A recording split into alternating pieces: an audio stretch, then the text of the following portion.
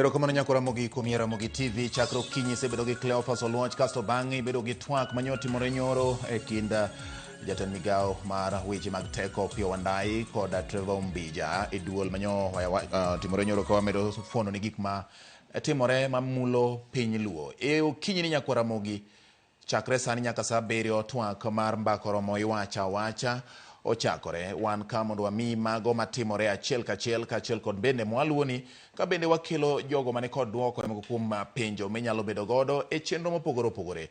Wachako kod weche manyien mabiro ni kuom dakika 30 ka bang'e obiro bedo gi jaod bura ma Ugunja Moses Omondi mondo wang'e ni to telo mar jomatindo kaachiel kod chal ma en owuon oseneno nyaka nyodonje od bura giko higa mokalo chal nade. To kopogore kod mano bende nyakwara mogi wabiro ng'iyo weche motenore kod mag rito nyithindo ahinya to nyithindo madang'ni e bombe kendo maonge mier. Wabiro bedo kod jakanyo e board mag nyithindo madang'ni e bombe miluongo ni Street Families Betty Oranga. Omiyo odhi bedo twak nyakwara mogi wabiro ng'iyo to gin ang'o gini magolo nyithindo e mier, chandruoge mage mamakogi, gin midhiero mage magikalo to ting' en mane mar sirikal mar neno ni nyithindo go yudo resruok. Githuolo ni nyakwara mogi wachako kod weche manyien kama jatend migao mar arita Kipchumba Murkomen ni e nyim od bura mar Senate mar duoko penjo mag senators ewi weche motenore kod arita ma pacho ka. Murkomen igeno mar chiwo twak ewi tulo mosebedo ka nenore e romo mag siasa mag kweth maketo sirikal tesre jumbe machuok mokalo. Nyakwara mogi ma en sigana mwaluo ni achiel kachiel kendo wabiro yude e kinde ma jatend migao no biro chako twak e od bura mar Senate mar duoko penjo ewi weche mag arita ma osebedo kanyuolore pacho ka ahinya to irombe mag siasa. Gin weche mwabiro kelo ni achiel kachiel. Kowere kod mago nyakwara mogi wayudo moko kuom jopur e gweng' ma Kanyiboke sub county ma Usigwe county ma Siaya kwano lal mathoth bang' ka ondieg otoyo monjo jamni e abila kendo weyo rombe maoyo 4 kowito ngimagi kod mamoko bende gi hinyruok mopogore opogore. E tok margi gi jofwamb weche jopithgo oyuago kwan mamalo mag le mag bunge kod mag pi ma ojimbore e gweng'no, gino mathiro yuto margi mag jamni to kod cham ni mar kata mariowa bende moko kuomgi ketho kod gigo kata le mawuok e alwora makono. Kuom mano gikwayo bad migao mochung'ne rito le mag bunge KWS mondo oruw chenro mar tieko midhiero no kendo neno ni gichulo jogo moseyudo lal mopogore opogore e weche mag kethruok mag mwandu magi.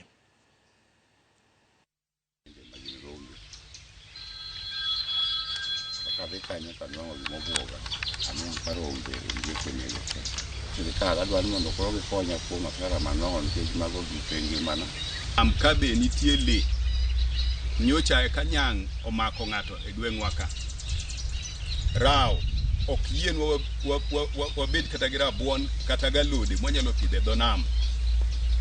Koro waneno ka wan gi sida maduong' kabisa kaluwore kod le mae ni e gweng'wa ka kata maboyo. Gima waneno ka ng'ikruok nitie en tudruok e kind jolony to kod wan joma koro odak yang'o e gweng'. Kaka wanyalo dak gi gigi. Ong'eche ng'eny, anyiso ni rao ng'eny, mbidhi nyocho cham onge dala ka kama onge kech. Nang'o? Nikech gima nwageng'o go kech wan wapuro omwogo. Omwogo ne mbidhi obiro ka ma wan gi ywak malich kabisa. Kaka yo mano otoyo bende oketho godo rombe ni. Kanye mane kwara okete geno ni seche moko dipo ko use kata mna rombo moro utero go nyathi moro e skul. Koro gisani kaka obro konyore ok wang'eyo. Bad migao mochung'ne koro chal mar kolwasi KMD oyango ni koth igeno ni biro chwe e dwe mar 3 kod dwe mar 4 e gwenge mag Nairobi, Imbo kaachiel kod nyandwat mar piny Kenya. Kata kamano gwenge makadho nam chumbi biro yudo koth kind thuolo mabiro bang'e ka igeno ni kodhno biro bedo ka chwe e giko mar dwe mar 3 kod kor dwe mar 4. Kata kamano kaluwore gi koth machwe kuom ndalo matin ma osebedo ka neno e kor gwenge mapacho ka, jopur nitie kod kiondko mar pidho cham e puothe kata ooyo e kaunti ma Nyandarua. Jopur mathoth oseiko puothegi ne pidho cham kata bed ni gionge kod adieri ni koth biro chwe kaka gigeno.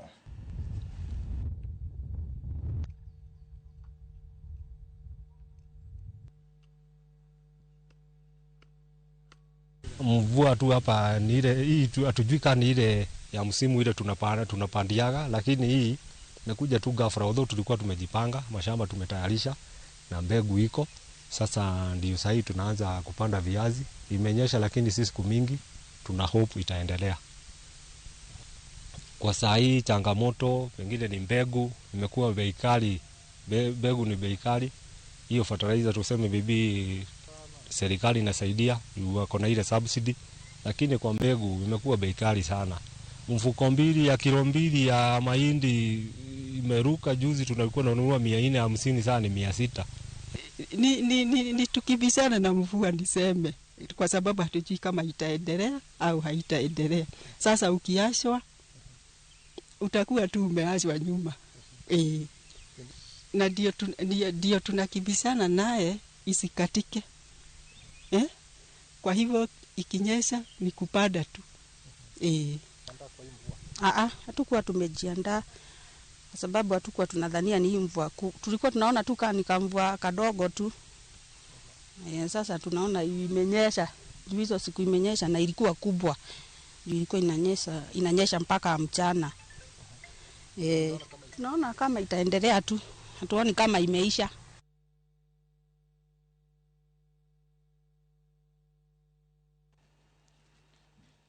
Nyakora mogi wawuok e motende kod weche mag pur, wadonje motende kod weche mag winjruok e anyuola.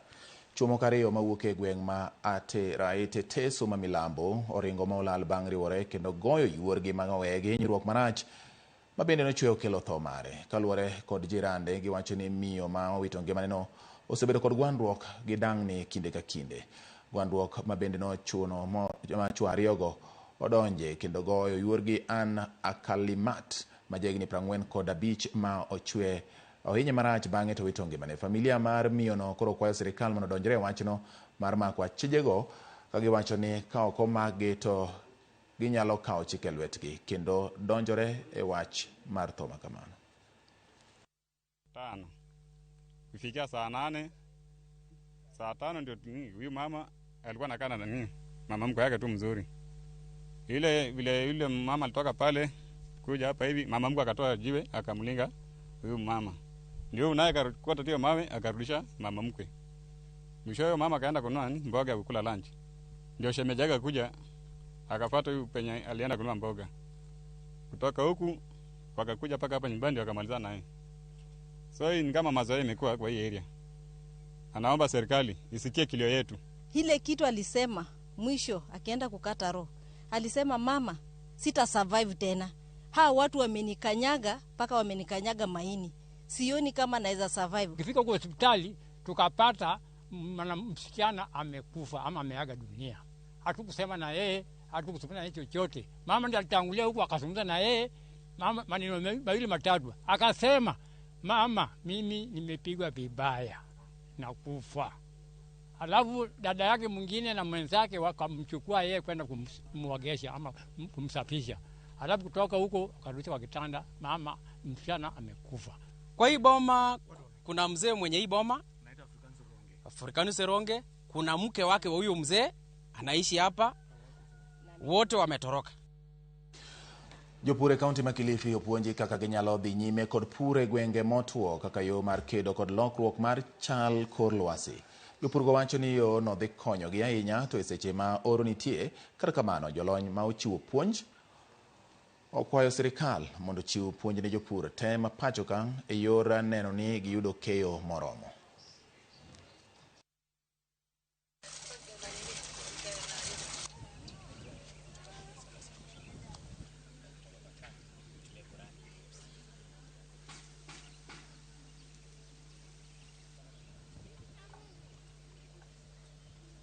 Today we had a farmers forum whereby we brought together farmers from coastal region, especially in the Kilifi County, to be able to push for us just to educate them more on the seedlings and also the importance of using our pumps, especially now during these harsh climate times. Through the training, we have realized there's a gap that the national government needs to adopt to intensify training of the farmers with the shift of the climate change, to intensify the training of the farmers on the adoption of the smart irrigation solutions. Those are the adoption of the drip systems. So even if you're going to have less rainfalls, you're going to meet the target of surplus production of the food in the country. Leo tuko hapa Malindi ambapo tulikuwa na training ya wakulima ambao it's about promoting the use of clean energy.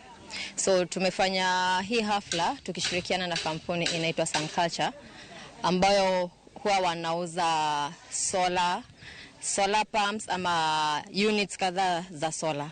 So as mazao na afya tunahimiza wakulima to embrace the clean energy because sun is God given.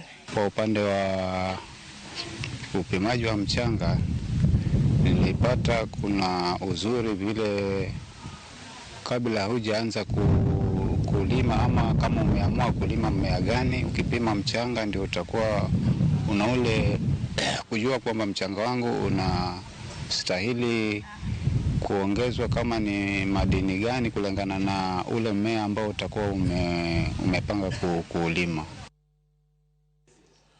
Yorwok ni obede seno bila Kapsabet e county ma Nandi ku kama jodak mathoth kod jasiasa achiel ni omedo sen marobila no kage dwaro duoko kuom apisas mag obila mawachore ni oketho nyamburko ewi koso luwo chik mag ndara. Collins Chepkulei manochako kar obila ma Cheboror e county ma Uasin Gishu higa mokalo nodonjo e kate sendo obila ma Kapsabet ka entie kod jogo mawachore ni gin johera mage.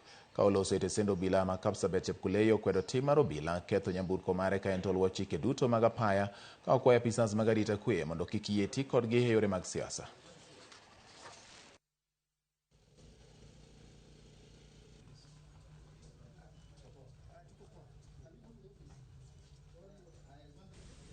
On traffic offenses, we usually believe that gari haifai kuwa deflated. So tunaona kama ilikuwa vandalized inside ndani ya police station na imebeba mzigo kubwa sana ya PS system. Ndio maana tuko hapa leo kuuliza ni kweli ni kwa sheria ku vandalize gari ndani ya police station. Hiyo ndio kwa nini tuko hapa leo. That's why we are here today. Na tumeambiwa that they have admitted. Wamesema ni ukweli, ni makosa. Swali tu ni wamekubali, lakini sasa hiyo damages zimefanyika. Are they going to be responsible?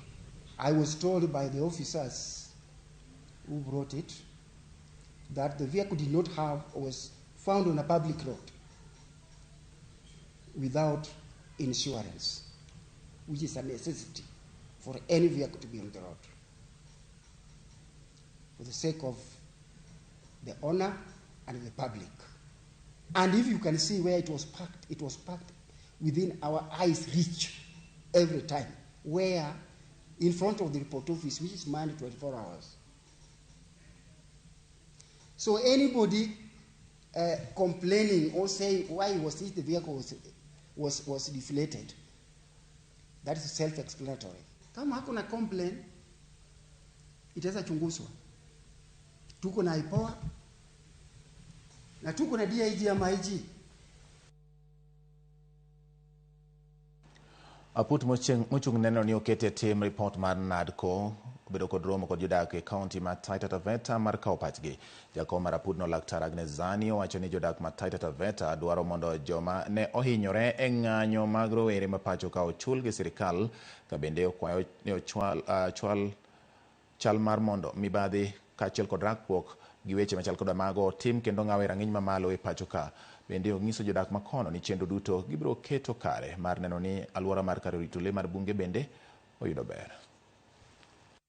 Mambo tofauti haswa kuhusu pale ambapo wanaona 10-point agenda ilipofika. Wameelezea kwa mfano kwa mambo ya ufisadi, mambo ya wage bill, mambo ya ugatuzi na vile ambavyo ugatuzi pia unaweza kuendelea kufanywa uwe bora zaidi. Na hapa tumekuwa tukisemezana na wananchi.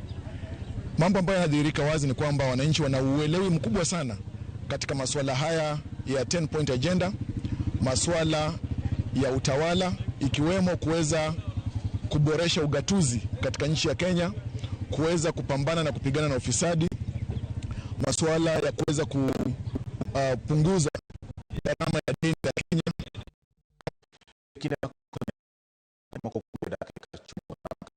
kaunti ma Bungoma kalimidi kalore kod chach mag ute mag dakie.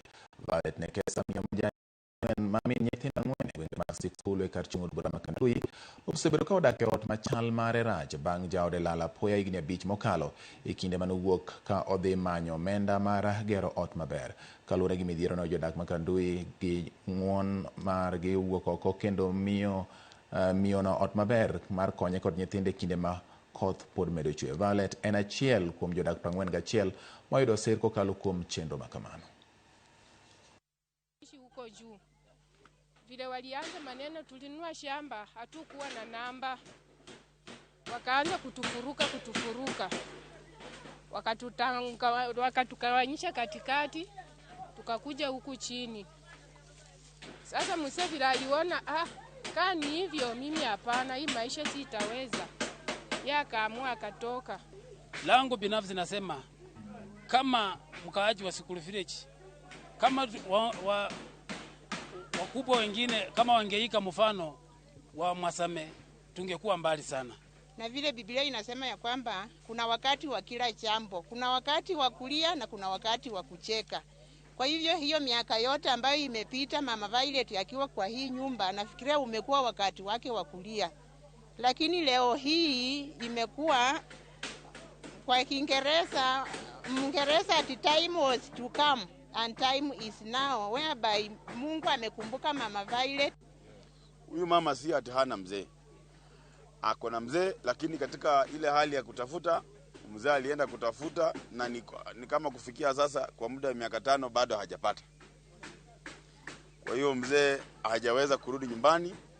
Sasa huyu tukaona anakaa kama mjane, na mimi katika programu yangu ya kujengea nyumba wajane nikaona huyu ana qualify katika ile category ya wajane, nikakuja kusimama na yeye. Sirikal mar kaunti ma Makueni komako rekod okumba mar thieth mar SHA okawo ting' thieth ne familia moko ma kwan gi romo 11,000, gino madhi kawo siling $1,900,000. Jogo ma igeto e chenrono gin oganda ma onge kod nyalo, kendo ibiro migi kad makende ma gibiro tiyogo matudogi kod okumba mar thieth mar SHA. Chenroni geto jogo ma yutogi ni piny mondo mi giyud thieth duto ma ichiwo kod okumba mar SHA e kaunti ma Makueni kata oko mar kauntino.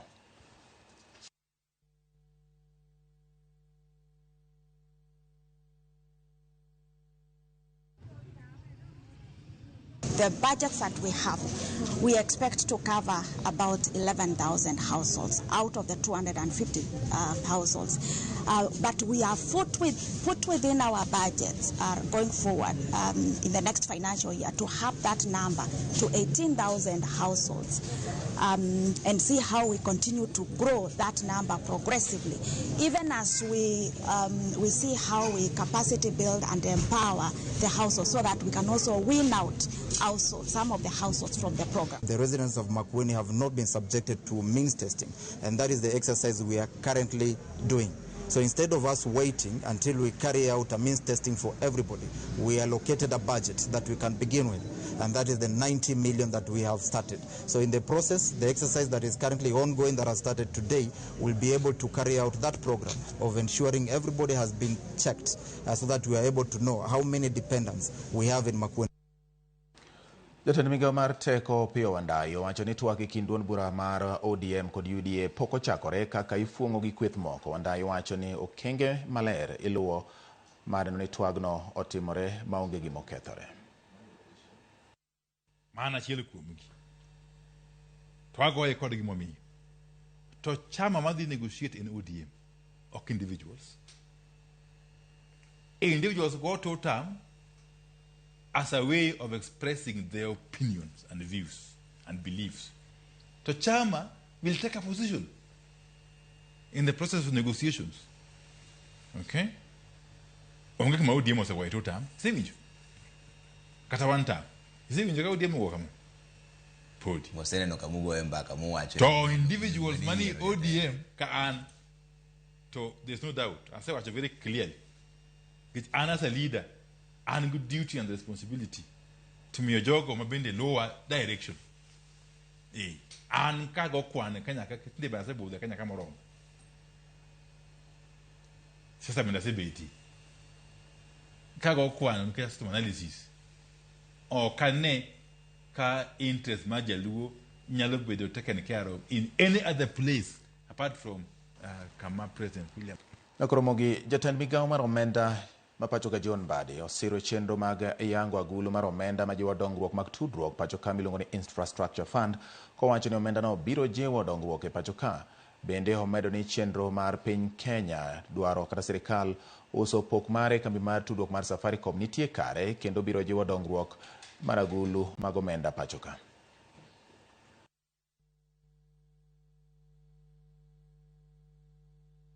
The NIF is proposed for establishment pursuant to Article 206 of the Constitution of Kenya 2010 and Section 24(4) of Public Finance Management Act 2012, which I'm sure this House, the committee is very conversant with the requirement of Article 206, and that is why we are present. We are sitting here today to actualize what the provisions of this article states.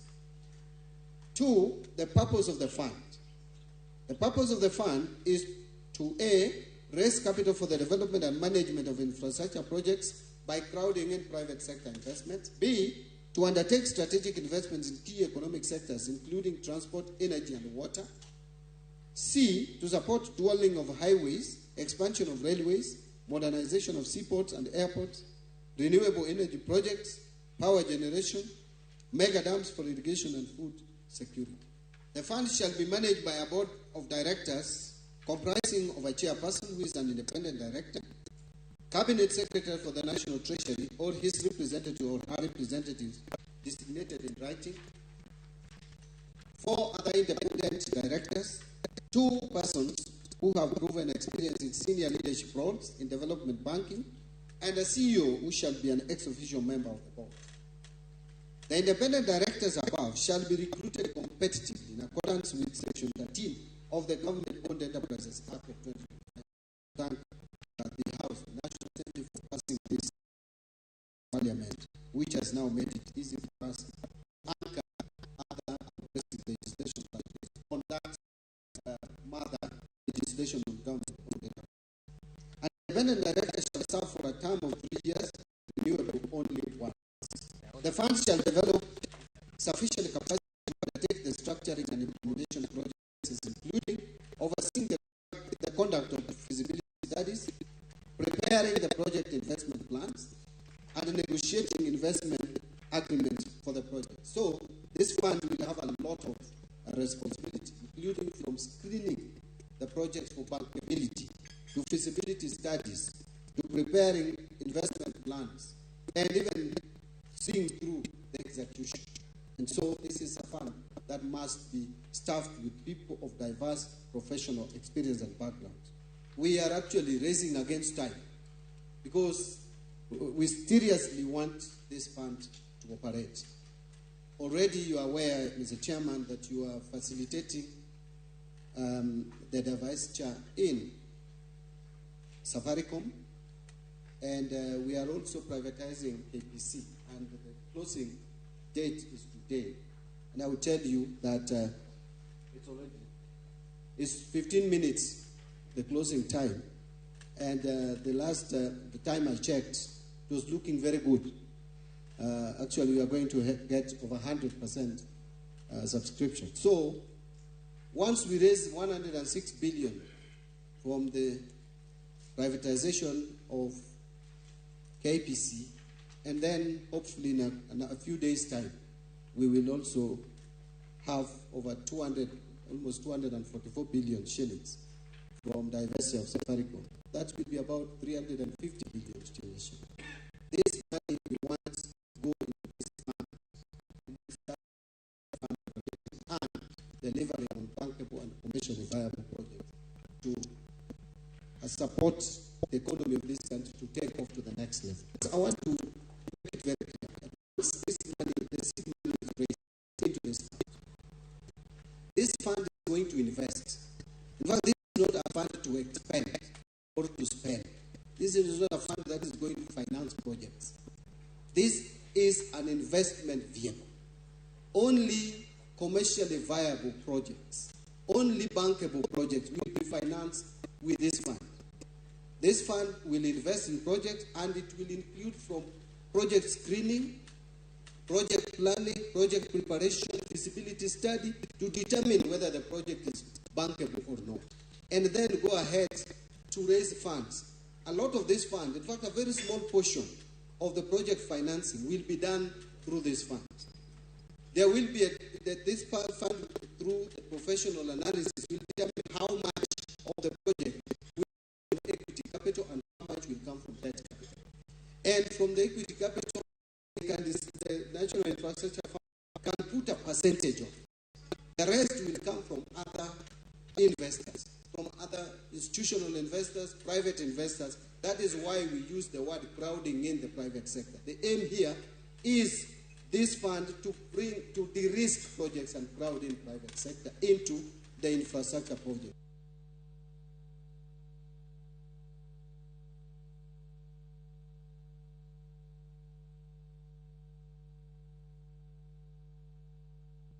Erokamano nyakora mogi winjo kaka jatend migawo mar weche mag omenda John Mbadi otwak ewi jiwo agulu kata agulu mabiro bedo kod omenda mar dongruok e pacho ka miluongo ni Infrastructure Fund kolero ne od bura ber ma agulu no biro kelo kaachiel kod omenda madhi nyuolore kowuok e uso mag pok mag sirikal e kambi mar Safaricom. Nyakora mogi ranyisi ni wachako kod weche manyien bang'e to wadonje twak marwa ma kawuono wadhi bedo kod jaod bura ma Ugunja Moses Omondi oseroje studio ka. Moses Omondi machiegni ahinya studio mar Ramogi TV. Erokamano kuom yudo thuolo mar biro. Mos ni kwa Ramogi Jwang. Erokamano George Bati. Yes. Eroka thuolo makende mondo Amos yawa. Ma Ugunja Siaya kod Kenya mzima. Kamano no madi bedingi ntie. Erokamano. Kero ko gaya network. Erokamano ahinya.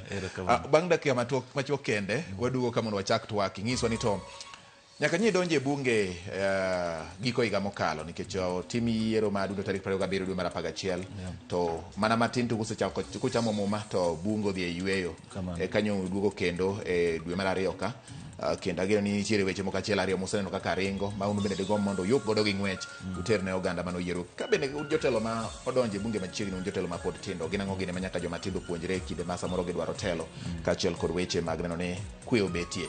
Nyakora mogi wabiro kod twak mana bang' nyere machuok kende ma en mbako romo iwacha wacha e Ramogi TV. Kik idhi mabor.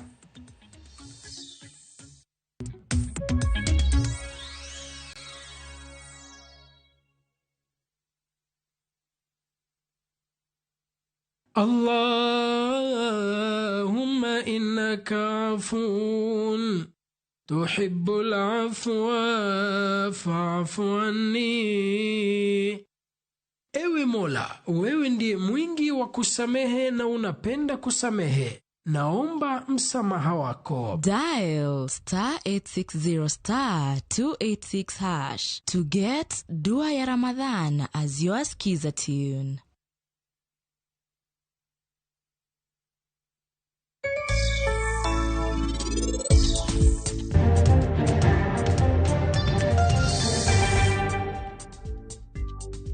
Madet kendo koro okonyo memory loss manyiso ne onyalo konyo jandulme.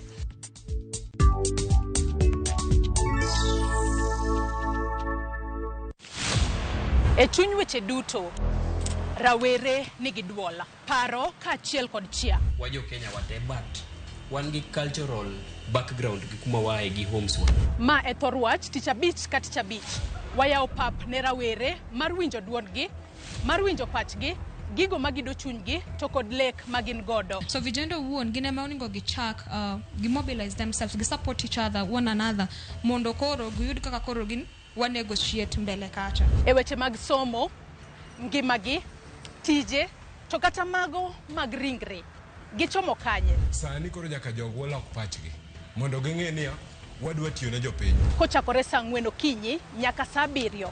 An Joyce Oduor, ane jamadar mar yie jomatindo. Kik bai.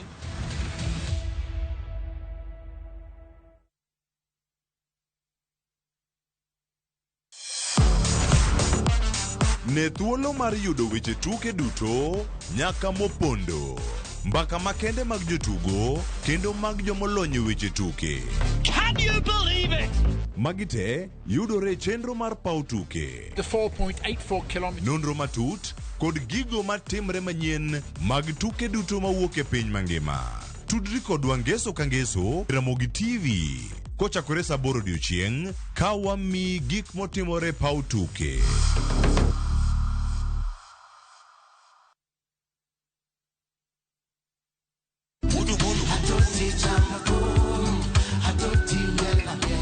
Wuok ka wuok tich wakelo ni duon ya Wuotonagi. Kabende tich ariyo ka tich ariyo nyaka Mronga Jwang en odiochieng' mar yuto mari. Chieng' tich adek ka tich adek nyaka Mronga Jwang en odiochieng' mar mine nyalo kachiel koda weche hera. Awendo kachopo tich ang'wen nyaka Mronga Jwang wakelo ni kama nene, yani TBT kod thumbe mamit mokalo. Furahi the edition and thum kaliech. Loso kapuoyo nyaka Mronga Jwang. Ka wakelo ni jothumbe mopogore opogore. Kanyo ndio bende wakelo ni gimiluongo ni Best Yawan.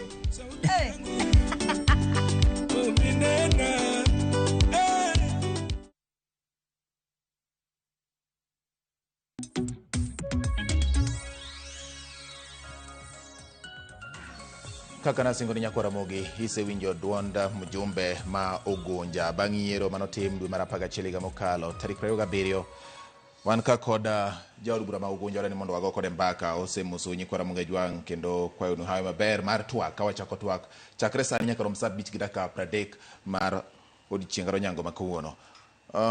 Mjumbe chako twak ayanga Uganda nigi sisa ahinya mar ng'eyo nikech un joma tindo manodonje e od burani. Yes. Kendo ji nigi siso mar ng'eyo to puonjruok mage ma samoro iseyudo kuom ndalo machuok nyaka de chamo ma ng'eni kata bed ni samoro nyo twak pok ochakore mongirore ahinya e od bura to nitiere rombo moko achiel ariyo mane timo gi jo od bura weteni ma bende osebudho e od bura joma bende samoro nitiere duond bura mane oteri e od bura to bende go mbaka gi jopiny giwegi winjo ni to giwacho ng'anye to jo piny mawuok Ogunja gin ang'o gini misesomo mapiyo piyo kata miwacho ni lessons makoro kata kidonje to iwacho ni kagi kata neno ka od bura ni wadhi time maber.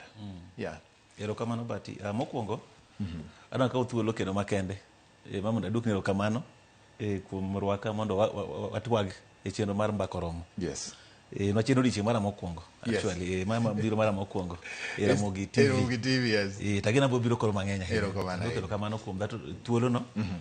Mario bende adwa kawo thuolo ni bende mondo aor gine kapok adhi mbele mbaka. Yes. Mondo adwok ote makuyo makende. Ogunja wa sani wan kod liete madongo ahinya. Wan gi yawo madongo nyocho ong'ielo rengo. Koro mokwongo jaduong' miluongo ni former councillor iluongo Nyango nyocho ong'ielo rengo kendo wacheno makowe weekend mwadhieni. To bang'e no former majority leader in the assembly Masiaya moluoro Peter Bernard Odero Or manyocha was the immediate former MCA ma Ogunja ward be nyocha ong'ielo rengo. Then nyoro kanyo chopo nyoro bende to nitie former senior chief e kinde machon cha mano represent kapok nopogo Ogunja ahinya South Ugenya miluongo ne jaduong' Richard Okoth be nyong'ielo rengo bende. Koro akwayo familia to kod jo Ogunja ako thuolo makende matimo tero tumo mos makende. Magi joma loso go te pok wakogi. Yes. Pod gini ute mokan gi kendo akawo thuolo makende mondo atim mos noganda wa. Mos ahinya kuom mano. Erokamano. All right. Erokamano then koro straight bende akono akawo thuolo ni bende because now my gine mara mokwongo station Martin. Yes. Yes, maro kawo thuolo ni be mondo adwok ni Ogunja erokamano. Yes.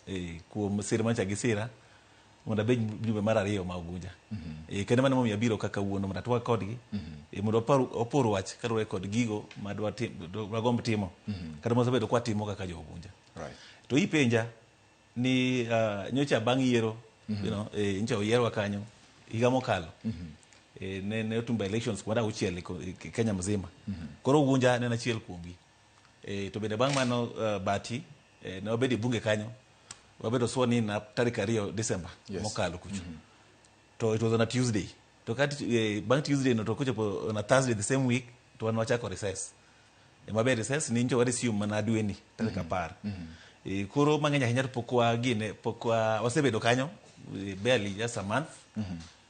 To ing'en chik bunge gine bunge kanyo gima duong' ahinya kin bunge kosir ka bunge nitie gin adek kende the three major roles main representation watuma oversight to kod representation yes so far so good because e bedo marwa kanyo nwatimo bedo we went to orientation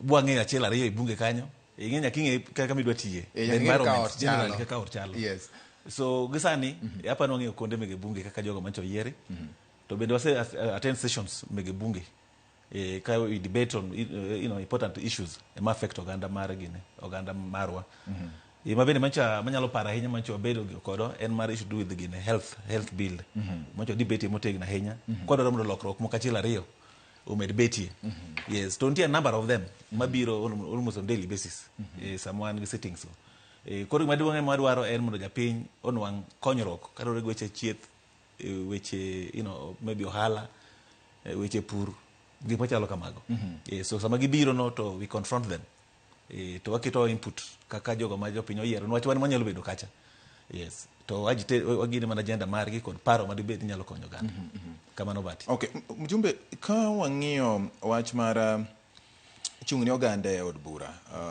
kendo ng'iyo gik manyalo timore in iwuon samoro ka dipo kibedo mjumbe ni in gi gombo ni ka chieng' moro nyalo yudo thuolo mar timo ma kata ma sama ni wuoyo gi jopiny ma jogonja ma bende oganda jo Kenya mamoko bende ne ng'iyo samoro nitie gombo moro mani paro ni kadonjo kata dwani mondo achiel kata ariyo moko bed paro mara man bende achwalo mondo konye lokruok manyalo kelo ber ne oganda kata wacho ni bill moro migombo mondo sponsor e lo jo ugonja gi jo Kenya ma nyalo mulo oganda diponi nitiere paro moro ma in go kata gimoro ma samoro poke budho ahinya but gima ni e pachi ka in gi oko erokamano bati an wuon kaka Moses Omondi mjumbe ma ugunja gimosebedo is a bill already is there but poko bedo poko dhire to the kiwango mowinjre yes an go pacha won which was very key and issue mane deal ko gine wach mar somo yes that is free free primary secondary education yes to me that was the key one and when it comes again to the floor abro contribute kaka winjre gima mi acho kamano bati en somo apart from other other areas money go ben gine somo is a key thing yes somo no once the ogando somo to yido ka piny dongore yes so koro the bill was trying to achieve that objective no mondo somo obed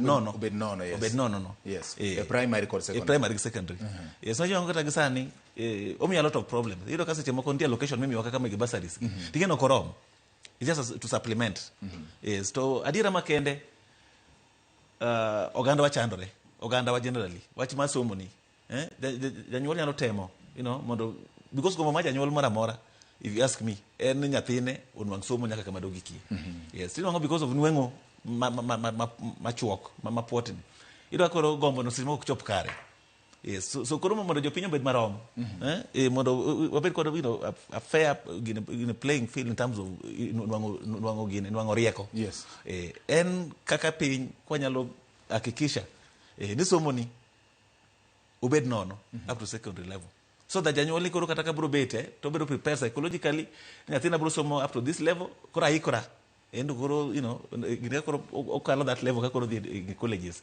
then you take that responsibility because adira makende yes en gimo sebedo osewache ya in out anyalo paro kata mana sirkande mosekalo it's been a talk then be some capital president to so bedo no ya kena gine bedo no health gine ibo chedra no and what have you but kama kapo bedo no tan gima nyalo kwayo mondo bed no mbele ka en wach mar somo yes because somo to kata machielo machando wago mege health chieth and what have you they just can fall in place yes piny madhano some miyo gik moko bedo mayot gonyruok bedo kacha yes samoro ng'ato nyalo penjo jonyuol be nyalo ikore nikech jonyuol ywak pile samoro kata kong'isi mana ni nyithindo loro kuom dweche ariyo ng'ise ni dwaro buk mar siling 105 to yudo ka yepo to yudo ka pok ne ikruok obetie bende janyuol ikore but mano en mana mawiye penjo e wachni no gima bende nosebedo kawachore ahinya ma bende mulo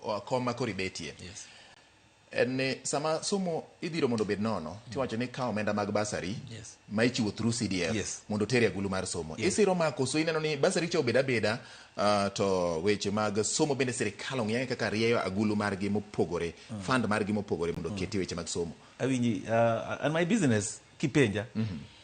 En mano kose achieve mano. To there's not onge haja. Unketo pesa ni obedi, okete kendo to, to bursaries and what have you. Yes. En ko pono se kete ma gino the through to en ko rigole. Maybe onyalo kete inya kete kendi gino mondo kony migawo machielo. Yes. Because kwa seto mano tamin, CD gine bedo mara bursaries kuro kendo. Don kuro bedo maonge. Obedo maonge. Kuri support ni omenda mar bursary inyalo kaw mondo inyalo kaw because adena makende en migepe machiwo bursaries gi. Ngenya henya because apart from the marwani my CDF ni ndi nyaka mara affirmative action. Women have been called, such kind of funding. Mano, there's also under the county governments. Though there was an issue with the court cases and what have you. But that allocation has been there. CDF, the county, ngaf, and even katakiwe magonti moko mega serikali. Ndiye dara moko mega Ken Children Department. BDC some from the presidential and what have you. Hapa pesa ko be consulted maber bokete in a pool. Bokete in a pool because pesa gite work from the national government. Yes.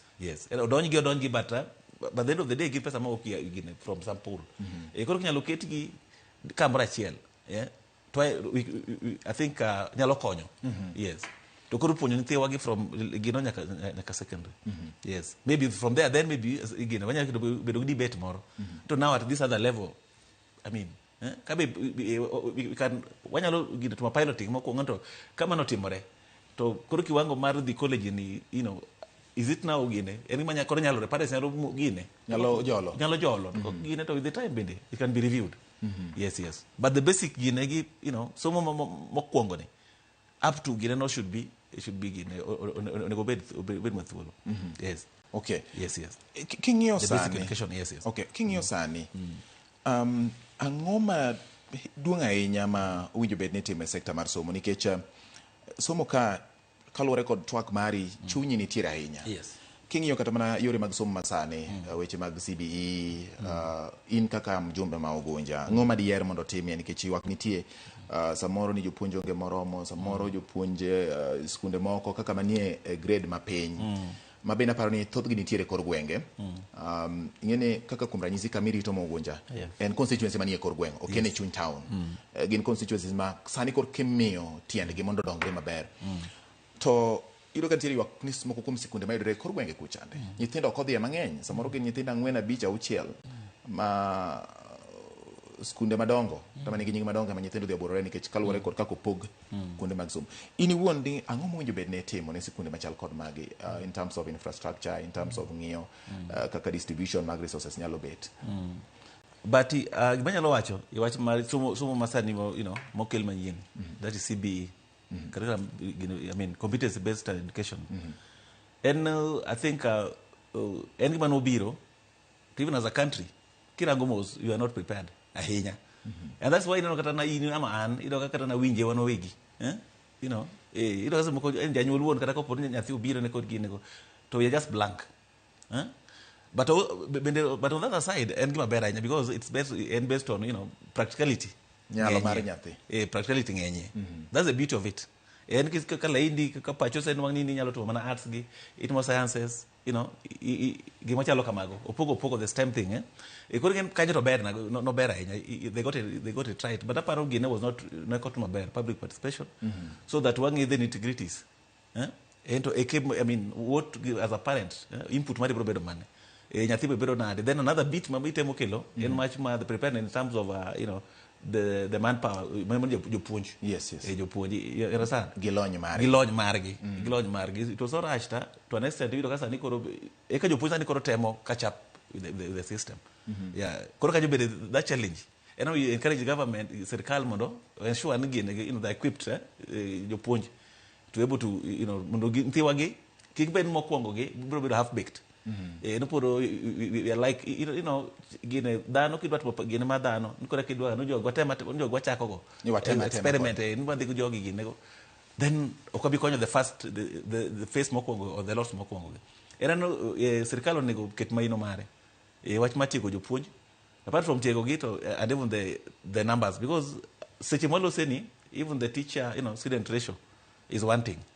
Yes, jopuonj do ka koro seche moko japuonj gi nyithindo mopuonjo iro ka seche moko en wuon because jomosomo gino tin jomose they undergo this training mondo puonj nyithiwa gi the number poko rom kero ka the bit kind of overwhelmed in terms of imparting now knowledge to yawa gi so one challenge mantie ma sirkal onego work on the numbers then now gina margi onego bi yawa gi jopuonj gi enough gi nego onego gipuonj gi gima lony mowinjore ma imparting knowledge from gin wegi to nyithindo. The other bit ma koro jonyuol en ni gine because I talked about that preparedness in terms of koro jonyuol nyithindo gi iro kasani especially gine in the rural setup mana ki winjo penja yes iro kantie gine gima koro idwaro kuomi ka janyuol now and then idwaro ma tikele idware ma pio koro seche moko an ko pondo ki nyala avail that for your for your child then disadvantage yes so kanyuma jonyuol from the word go are the issues ito kanya thio cheki moko mabende kitabu nyeo gigo seche moko then maybe you have to travel to nyaki iringi mabore ka inwangi ma gimedwaro yes tinja puonju tiyo kase seche moko eri manya ka dwaro ka nyathi nyalo nwango gimoni ubini ka japuonj be nyalo puonji yes so once we get those ones right then aparo ngine but which might take some time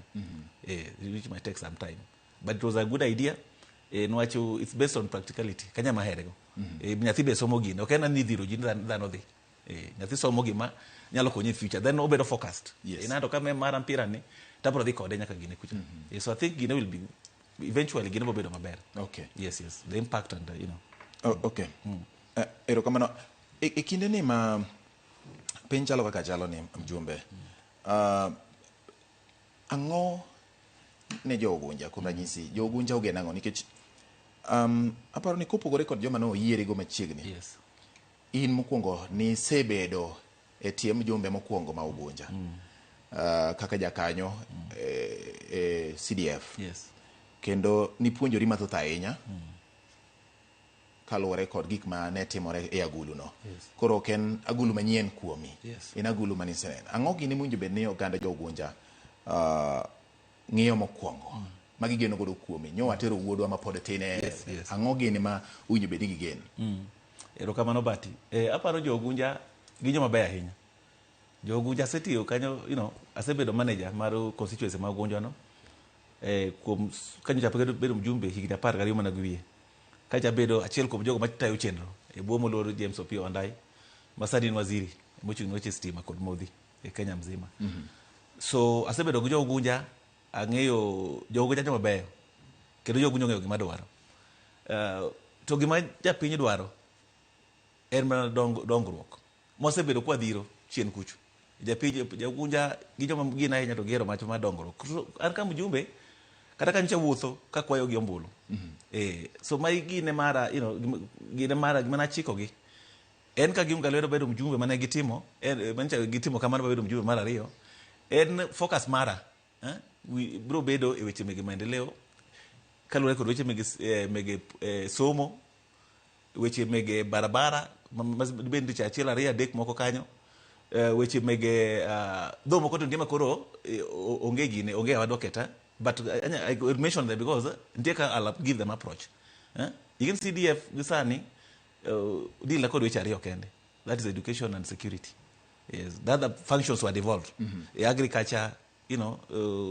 water health roads moko wan go yes under CRC under Kera but ng'eny ntie county government yes but the aspects go te aspects go te apart from the wach ma somo wach ma security yes ma square lies under gine mar MP and NGC for that matter and as a leader another I ng'eyo the general need ma jogunja and abro confront gigo te obed agriculture obed barabara obed wach ma pi obed wach marango kendo wach ma sitima go tete weche mantiego te nyaka mege chieth go te en ni gisani kancho gi yiera kamano bati gima achina said gin chako go mokwongo en wach mar somo. Because nya paro kacha kodi wach mar somo ni mipenja to ere kaka gina atagise mana gima ni wi ahinya. En somo ka when kanyo ni studio machielo nina jingiso jo Ogunja ni sana weche mege basari. Again, apart from we have which make someone called geek mokari one hardware and software. Hardware and watch magido, ensure the environment is, in the classrooms, there are laboratories here and there, there's, library and what have you. So that is hardware. Now the software is dormitories and what, yes. In dining halls and what have you. Those are hardware in terms of education issues in the constituency. The other bit, very crucial, which I also mentioned in passing, in watch mar basari. Basari nyati wa supplement gima jonyuol manade gima jonyuol chulo igen basari en gima manaka sawacho en gima supplement o meda yes in few instances manyalo kasi moko mjumbe a few people identify a few needy cases then we sponsor fully igen pesa jatin koro koponi kao gima nganya hinya bende to you end up not gine ko bed impactful no chinya wentro manganya ma needy so in most cases pesa nen mar to supplement gine mantie. Koro nyocha awacho hapa ndio mokalo kuro kapok ni dweni wachako acho ni about time differently this time round. Yes, but for that some time asene no kakwa bedo kwa time so I want to do it differently mdo bed more impactful. Koro kimanyita timo bati nyithindo te masomo Ogunja the scholars within the constituency masukumiskunde wa 24 secondary schools within the constituency who applied for the bursaries. Nisha mio pesa te Manja so masomo Ogunja constituency. Yes. A day school. Mawuok Ogunja. We never kuna subject to to vetting. Scrutiny, onge vetting. No. Teka ni nyingi no chopo. Nyingi no chopo ni oro kwa ni wanidi all of them got. Yeah. And I took also that was one mapokwa timu Kenya kanene Ogunja. The secondly ana won kaka mjumbe. Nyocha ade dala. Bana wona timu nadi. Achiwo those ginego the checks to the principals. Manyaka nilipokuwa timu ga. You wote skunde go. You wote skunde actually wards. Yes. Chon ncho gima timu ga niko once we are ready with the data gina checks and to waluongo principals. Mani gine Ogunja ko neighboring constituencies. To amyogi just within our compound kan. But now this time round acha na pana hata tumempogore. Koro chuna the 3 wards ma Ogunja ko. I identify school within Ogunja ward nchadenya sanda secondary kanya. Talongo skunde. The 8 schools mar within that zone.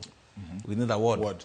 Ward or yeah, the same thing. Then kuka ukaita this Sigombre bindi. This St. Paul's Secondary School bindi Sigombre to Skundema within that ward atimo kamano. Then that same day at the Sidindi. Mani Sidindi ward bindi. Be longo principals man kanyo.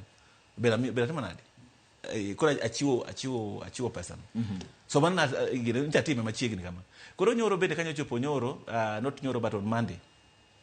My team the committee ma CDF bede koro nyoro nyotimo vetting mar universities and mid level colleges ma bede also need to report here ni nyithindo te manyo apply many colleges universities colleges and these TVCs mok nisomo Ogunja masomo ka mara the entire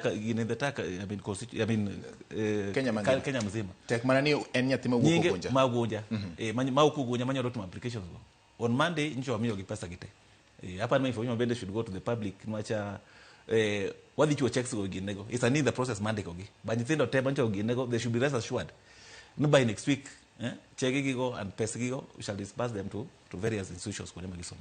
Okay, yes, ero kama nanya yes. Mjumbe in terms of infrastructure milongo ni hardware. Yes. Usechope kiwango mane nikecha iga ka higa kwa nyithindo medre. Iga ka higa dwaro medo bet samoro klese bedo moti idwane log kamano. To kopogore kod klese giwegi magin kuonde ma nyithindo some.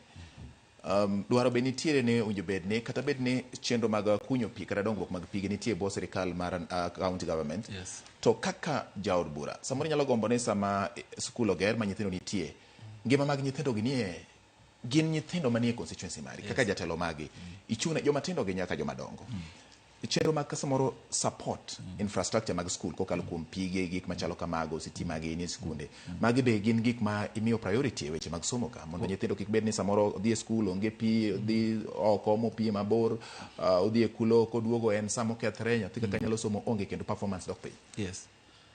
Mano kare, wach mana kaka winjo ka wachako go mbaka. And also mentioned it. Ni apart from kama nyathi some ama kama japuonj bende, that environment kama isomecha. Nyaka bed conducive for learning. To mondo bed conducive ngeche ni gine the infrastructure should be up to date. Make laboratory laboratory kama thiro dati me practicals go, it should be there. So anga kama mjumbe we are really gine watemo kabisa, and I would say there only a few schools madibed na gine watemo gine medo mondo ginwang gine mowinjore, the structure mowinjore. Ing'eyo ni gikwagi watimo gi mana mos kamano. But so far so good. Okanyal paro ukapar ka school moro gunja kanyo madibed no is badly off.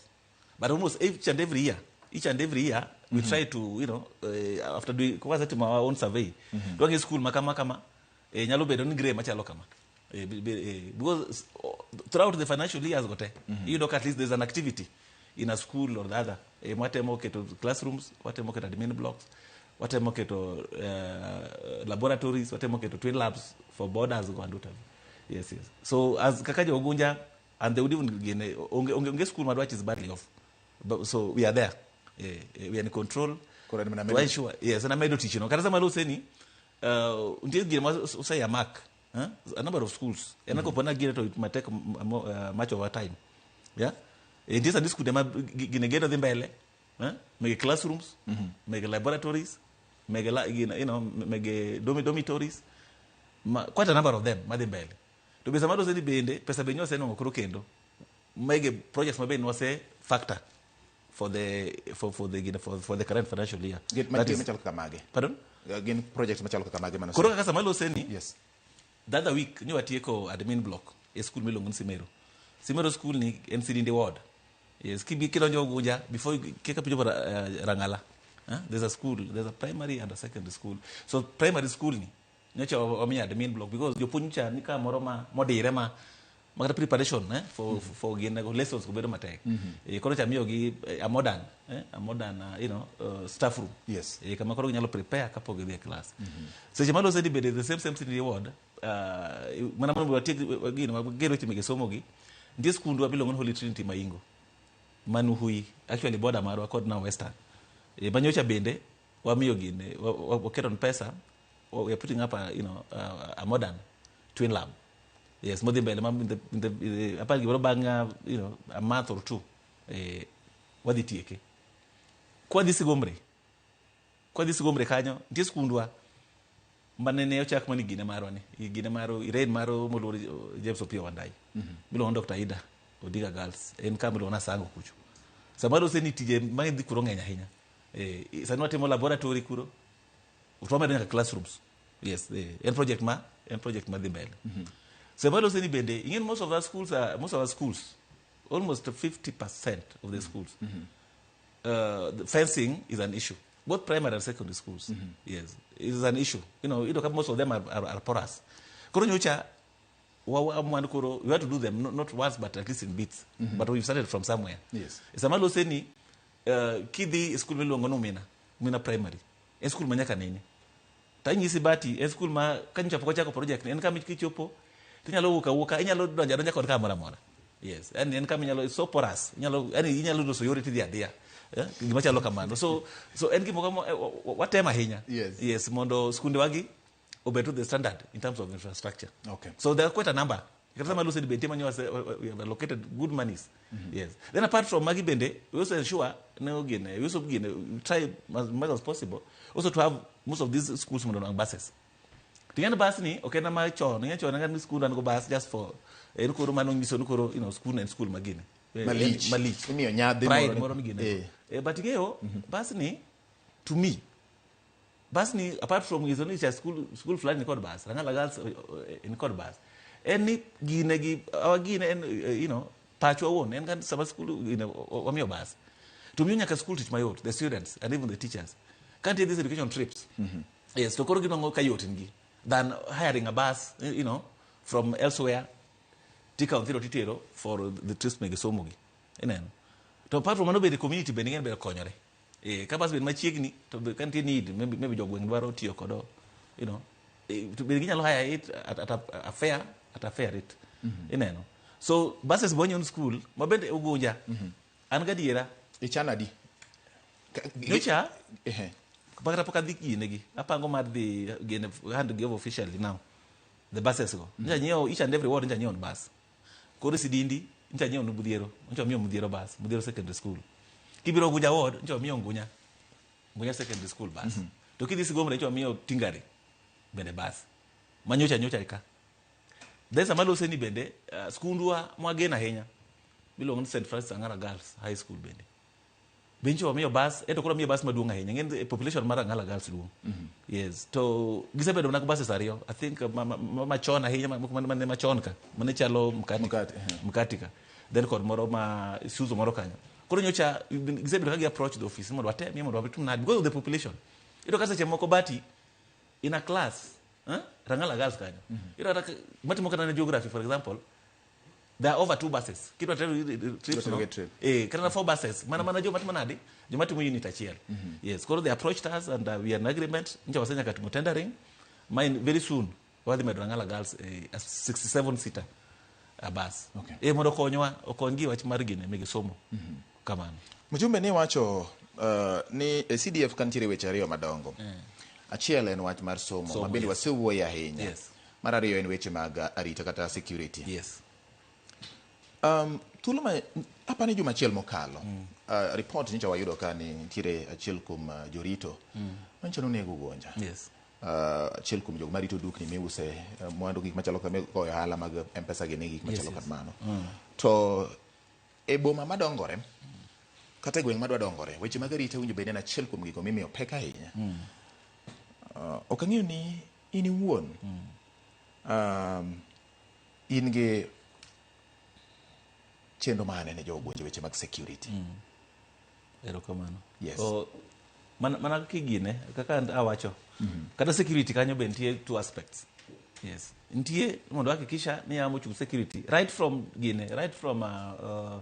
Mlango Kumi Mlango Kumi elders village elders go they also support the part and parcel of the security structure yes give part of the same koro right from there from Peny Kuchu Mlango Kumi Gibiro to now the chairman my security Jacob mar security security sub county is the DCC yes this the DCC right from Kajanya kaka DCC any ndijo mori muchung na itakwe ko kumwala nyaka malo to ntie bede machielo part moro mar koro miokoro infrastructure kuro what was smoking infrastructure ka yes ingeo ni gine chief ewa kidhi Ugunja kanyo the chiefs and even the security officers at different levels koro kiweri kod chief kod DC kon dongenti koro kero machielo mantie OCPD OCS and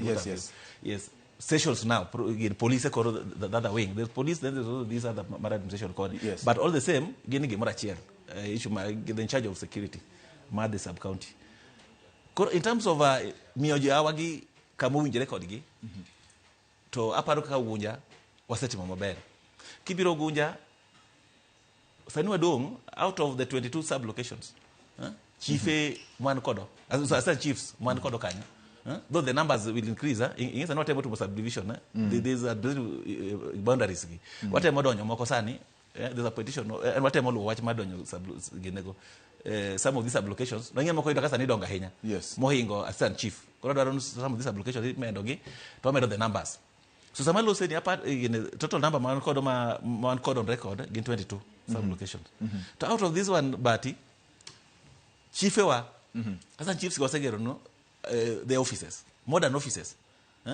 manyiso now gine wamigo teku mar bedo manyo chiwo services njo piny e yo mowinjore iwinja yo mowinjore in the sense ne kama office mare maja piny kan kod issues madwaro to giyudo gi kama very conducive mano vidana a bit so we are left with about 3 assistant chiefs ma wadwaro mondo tum nadi mondo wageri bede offices make because what mo kidam ma hopefully by end of next financial year we shall be good to go in terms of that infrastructure. But based on also ni nja keto pesa bendi.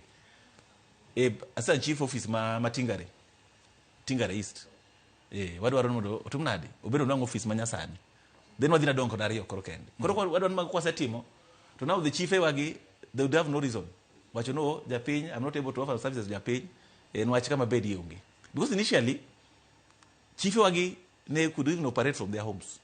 Because ongo katagine, serikali bedokumia pesa mara gina out, tena kuisa mropang out no besi moko okushula order no, okunyal chule. So they were very pathetic gine, but was able to arrest that gine situation. Okay. So I think we are good to go. What emo gine kama.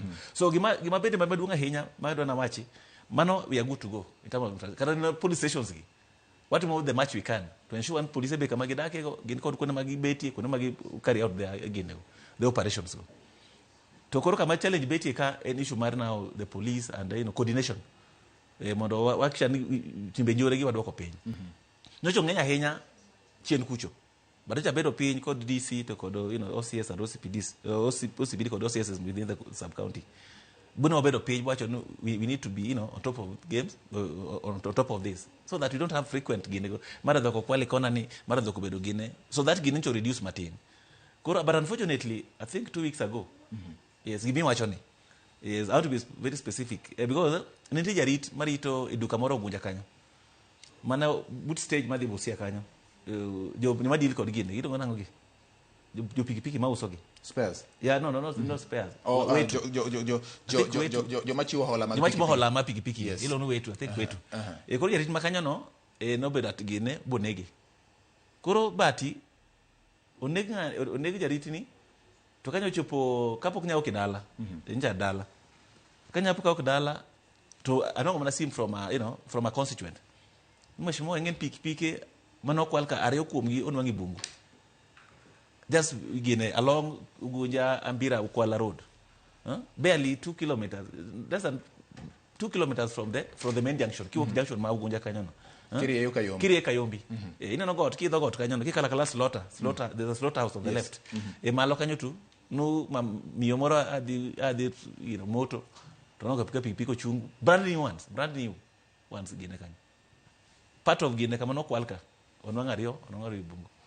Yeah, so I had to call, now the security team and give one of those, the motorbikes.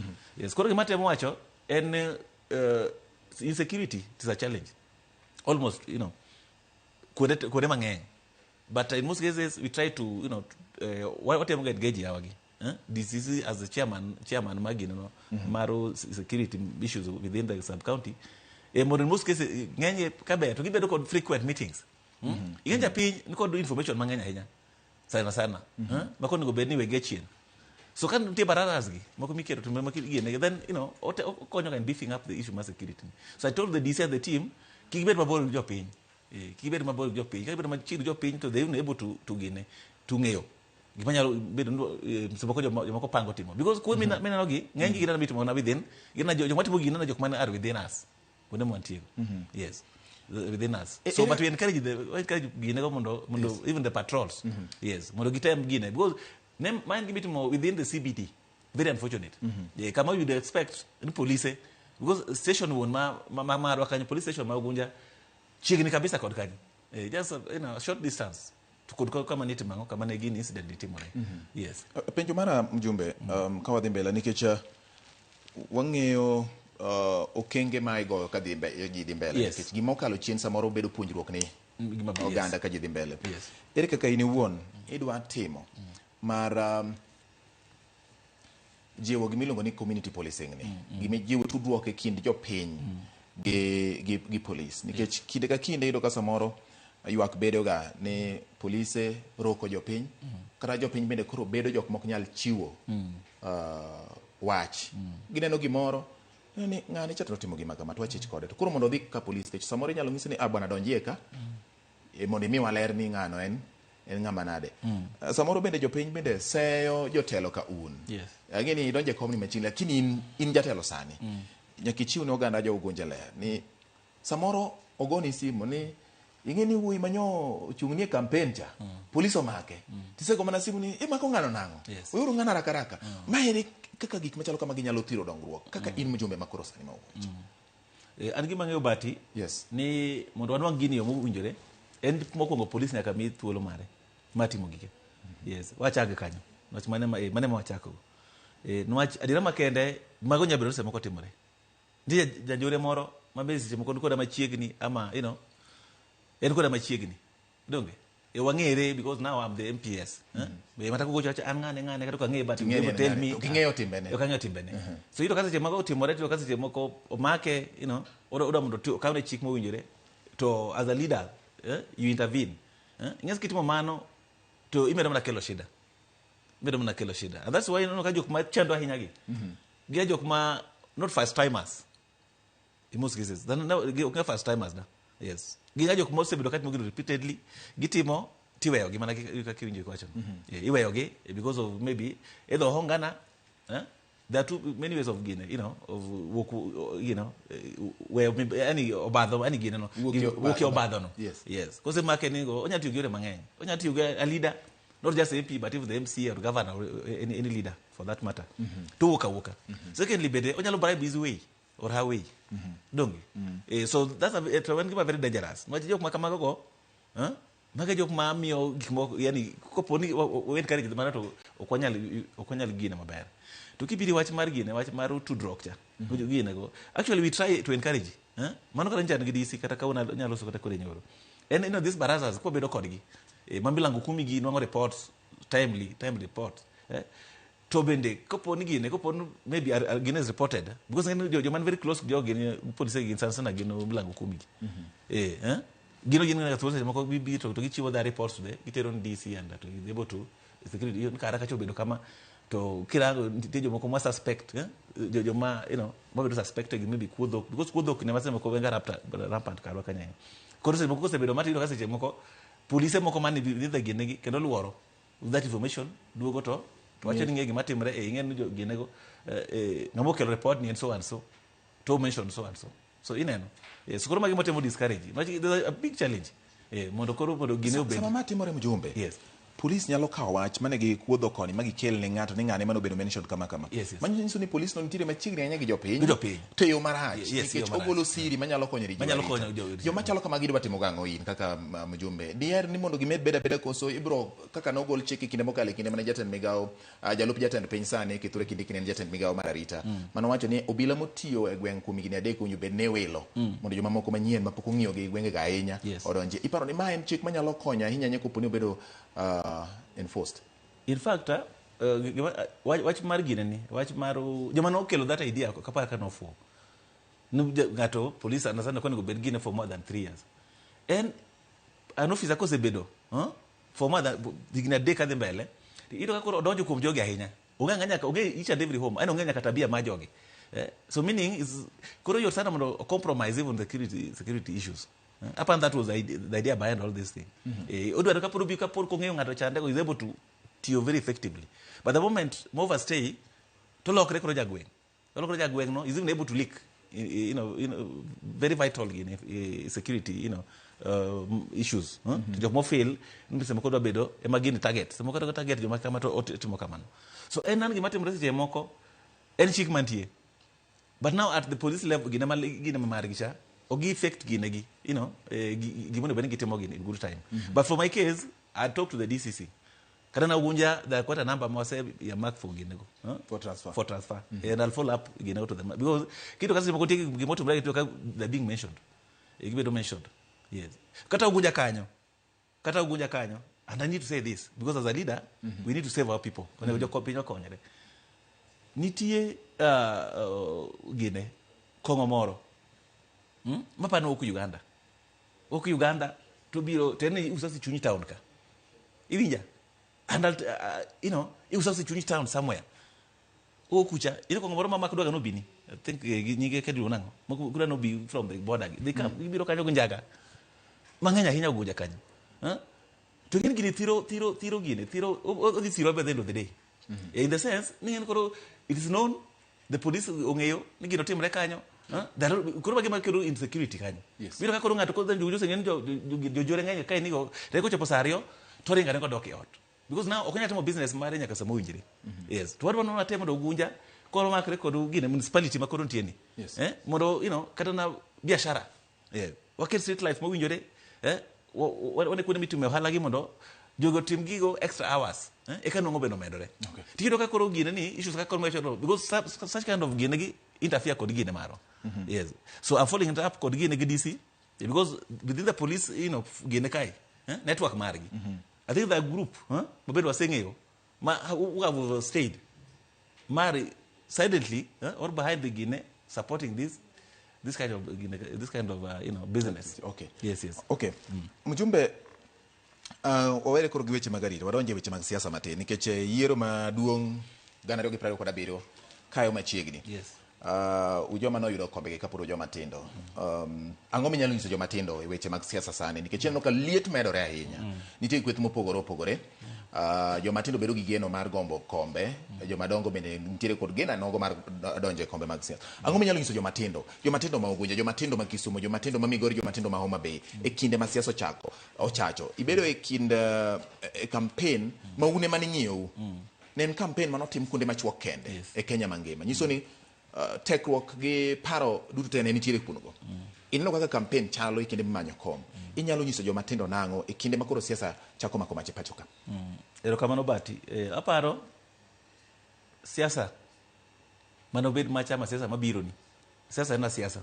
Though macha was ma intensive to no count ala matin because kuonde mani yiere be ne gina kuonde gine. Ne kuonde auchiel 6 constituency manito by election. But gimana neno, gimana nyalo advise youth ojande sana. Eni okonego ti kod gine, okonego ti kodwa. Sana iweche mege, iweche mege tungni moko manono, moko magoro koni. Uyeni identify yourself or yourself koda candidate. To gima duong' monego bed ni wawinjo kuom jogi ngata mochung'. Because ngata yeni chung'. Kaso ochopo. En nyaka wami ng'ato thuolo mar mondo o express gi uno okwa kura mare to in a voter decide make decision mari without causing chaos, without because by the end of the day ibro yiero ng'ato to gine maisha bro dhi mbele after yiero no so gima kwayo gi nyaka wabedo jok moko mong'e gima dwaro. Yes, gima dwaro in the sense ne kochopo sa siasa to ng'ato dwaro kom moro amora nyaka wang'e to George Batini modwaro gini bende is equal to the task bonyalo timo gini koro wang'e gima dwaro kosa gima dwaro to wang'e gine wang'e kama wachomo kosa gima dwaro to wacho gima dwaro ni wanyalo wang'e through so and so. Yes, to koro kanya mwachomo to wachomo wana kod gukwe maonge koko wacha dira makende yude idwa itiyo kodo marach all over gine ma siasa. Yes, dalo kasi userumo to gin kucho to sama koro siasa chakre titiyo kodgi just for political sana gik mege njore gi malweny koni dhano gore camp bedo koni to gibaden gin magi hinyore. Yes, gin magi hinyo ka koro gihinyore koro kendo gigore gi wegi and what have you. Yes, kasani ulieta hinya sama loso makoro gine gi masani ko siasa chakre generally. Yes, algima dakwagi en kata kidhi rally mangato mi feel like really and gike you don't need winjo to the other kacha ti winji mi winjo to kiu kanyo tetem nade idhi kamidhia. Yes, to kiu bedo more confrontation no, and especially I do advice ne ki feel group cha ki feel kacha I don't belong to that school of thought that girecha mulong cha ndego ano okawinjira kod riekoni because always there's always options ngati ebati ngato kuchunga kende komra mora dhano chunga mang'eny koro ki feel this candidate ama wingni ama this faction gigi ok donjena to rieko kon dan biro koni ni ori ni they disrupt that kind of gine they disrupt gine madhi kanyan. Yeah, to unfortunately akel gin tumra by design any no in most cases ito kaja luwe matho akanya motama kago eta motama kodo kabisa ni in any kind of gine kama luwe nyintie gikuwege siasa gi kado ber na kure much I think was kitagela do kajaluwe matho jaluwe matho aken gine kucha bede kido kanyi ma okuro ken Kakamega ken kure along the Nambale kuma Nambale kucha bene jaluwo akia kanto I don't know. So jaluwo I think we need to was all such wangeto gide marwa en ango ere kama kosa chako ko gine because one mo keto akita mbele kan diele wen to jaluwo manyaka chak lwen kanyo ne gogo gi we need to be more focused igine mwatimo siasa to nitie but we need to wange gima dwari wach ma siasa itemo wacho ne kinde ochopo okunyo bene oganda Ikora Mugajwang kata joluwe makoro telo e weche mag ng'anyo gi tungni mag siasa but wasetelo moromo to telo marwa no okapar kosekonyo waini pok okonyowa because gin kata kwa loso ka party loso mondo los serikal am obed part of the government donge yes so chien kucha oni wasebed the forefront mara ko chopo no yiero dhi marach manda gine go to wabedo pele kwa agitate for change what lokruok wasetime yes tana paro ngisani onego wago tamsi kendo wago especially now especially kama wantieni sasa makoro donje ni wago tamsi kaka jaluo wang'ento wan wawegi wadwa ringo machal nade yes to bende maduong' ahinya en riwruok marwa etekowa united we stand, divided we fall. So once we divide, we divided. Ishimeke siasa ge. Toki kwa dhirumu. Wadhirumu kwa Uganda. Yes. Wadhirumu kwa Uganda. But unity. Yes. We riwok marano anegi manyalo gine go. Because anegi mwati mre siasa ge. Togi kima, you'd expect them any given time. Yes. But in guparo ne, umudi in guparo ne, somebody else guparo mare. Ungechi yema ipono wakati people kakada direction achia. Nigi paro di machal. No. Yes. Iya ini out kana kwa diga siasa gido ka ntie jomoko gine wan kodi kero seringo dikocha. Wan kodi to seringo dikocha. But that should not create, much division. Yes. What time uru just reconcile, wane konya lugine. Nwachinda lobe podintie. Ndalo podintie, we can still there's room. Even we can engage. Wane ento ereka konya lugine. Okay. Yes.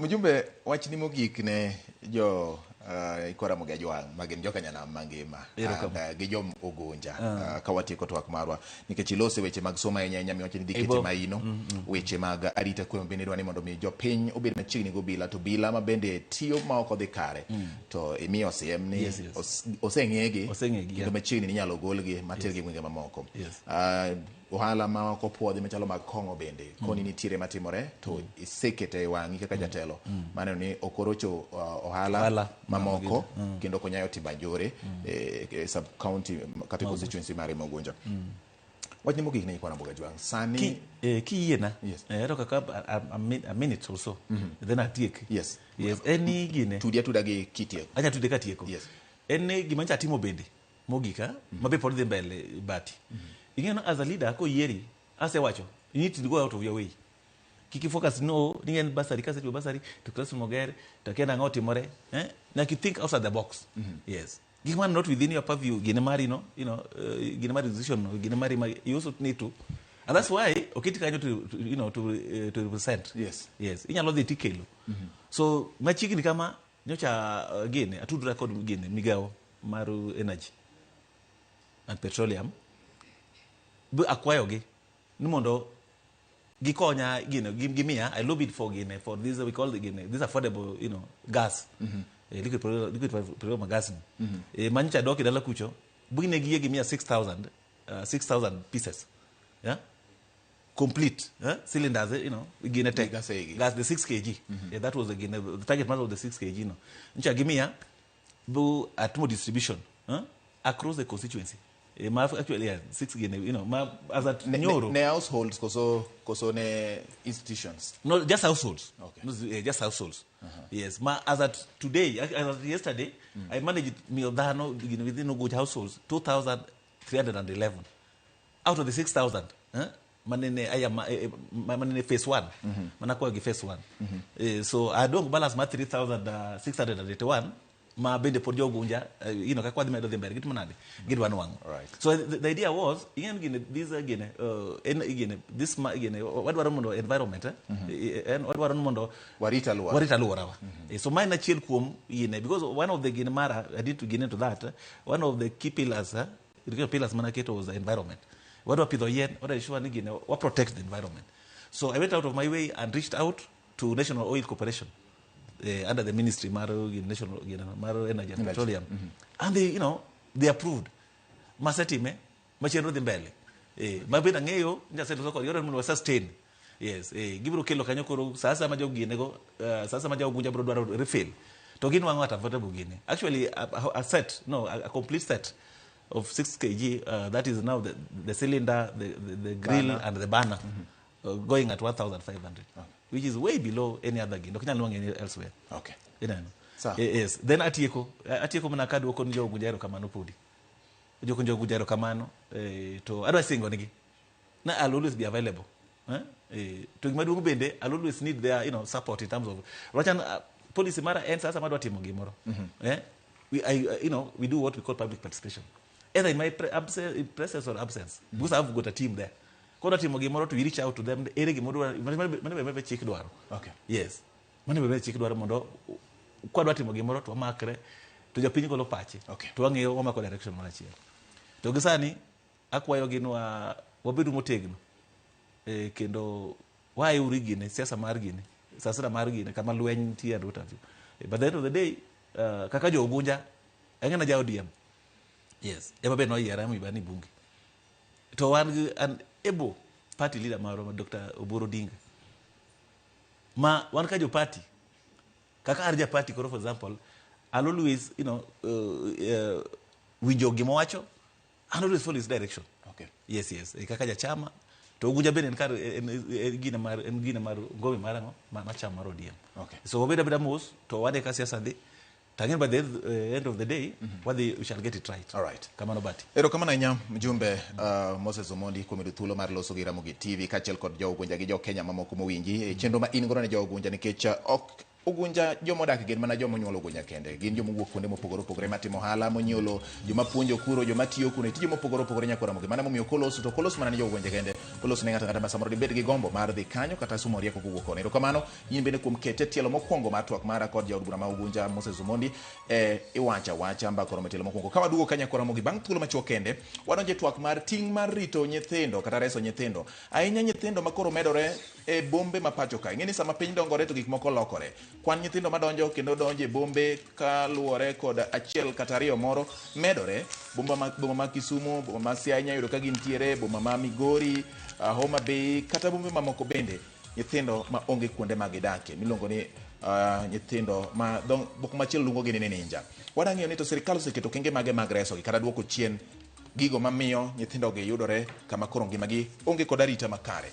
Waduogo ka watwak kod Betty Oranga ma en jakanyo e board mar reso kendo loko ngima nyithindo ma nitiere e bombe mopogore opogore nyithindo madang' ni bombe mopogore opogore miluongo ni rehabilitation of street children. Kik idhi mabor, ma en Ramogi TV iwacha.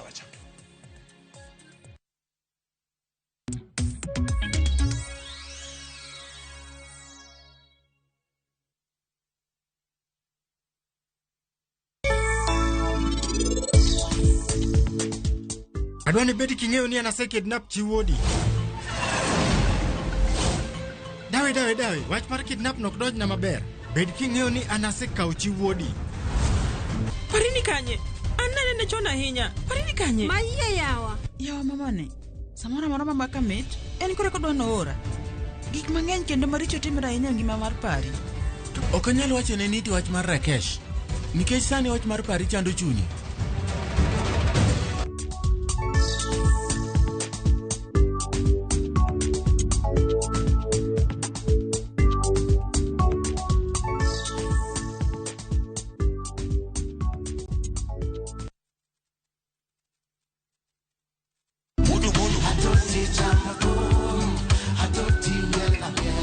Woktich ka woktich wakelo ni don ya wotonagi. Kabende tichario katichario nyakumunga juang en odiochieng' mar yuto mari. Chieng' tichadek nyakumunga juang en odiochieng' mar mine nyalo kachiel koda weche hera. Rawendo. Kachopo tich ang'wen Ramogi juang wakelo ni kama nene yani TBT kod thume mamit mokalo. Furahi the edition and thum kaliech. Loso kapuoyo Ramogi juang. Ka wakelo ni jo thumbe mopogore opogore. Kanyo ndo bende wakelo ni gimiluongo ni yawa.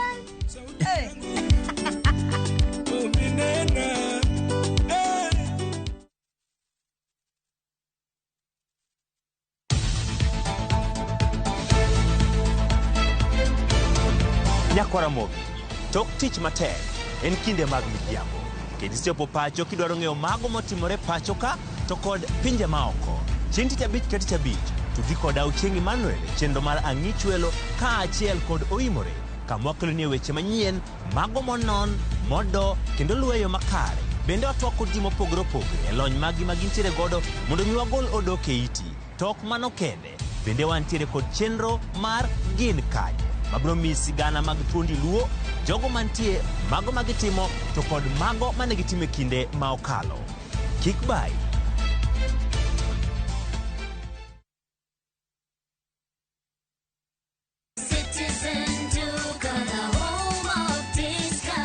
Citizen Duka inawatakia Ramadhan Mubarak.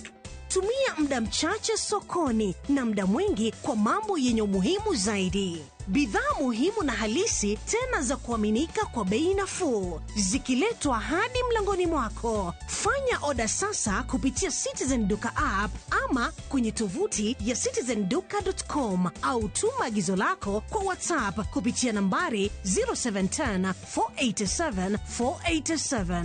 Citizen Duka, the home of discount.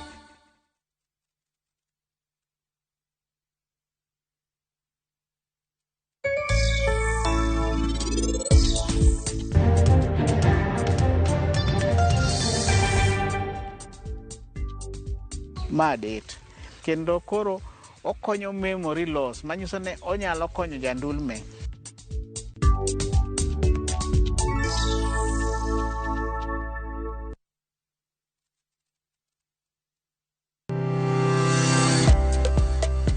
Piny chalo chiro, igoe nengo, ing'iewe to bende iloso e mwandu. Tich ang'wen ka tich ang'wen, juma ka juma, are saa 4 mar okinyi nyaka saa 7 mar odiechieng'. Arwaki e paw ohala. Itime nade? Yot mage mantiere, to maling'ling mage mantiere. Kidwa chako ohala, ichako king'eyo gimomiyo ichake, gi gimomiyo idwani time. Magi gin penjo nyakwarom Gajuang' madwaro duoko, to ka emwa biro duoko gie. Siwinde mar ohala kod an Lydia Okeyo. Kik bai.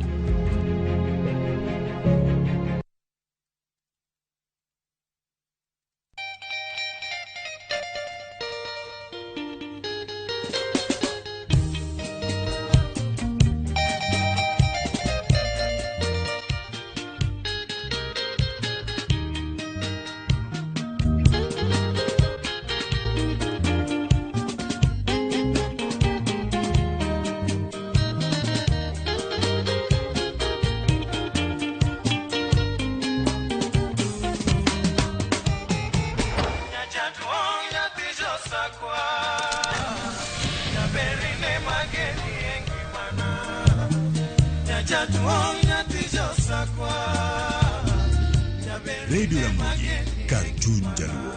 Radio Ramogi.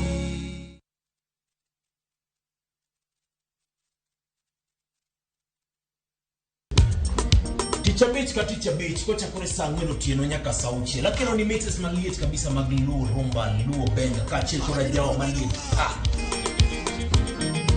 Kowuok e ondamo 107.1 FM, Cartoon Jaluo. Kapela nako ni wangne kawado kocha. Nyaka wang joy mari mar Ramogi TV. Lungani ya boy handsome Mandawea Roji bed and breakfast. Lungani DJ Koloko instrumental. Tokodan Solomon Tito Kafaya Gurigudi. Kao wachoni ma en Ramogi Night Disco. Kete Manaka.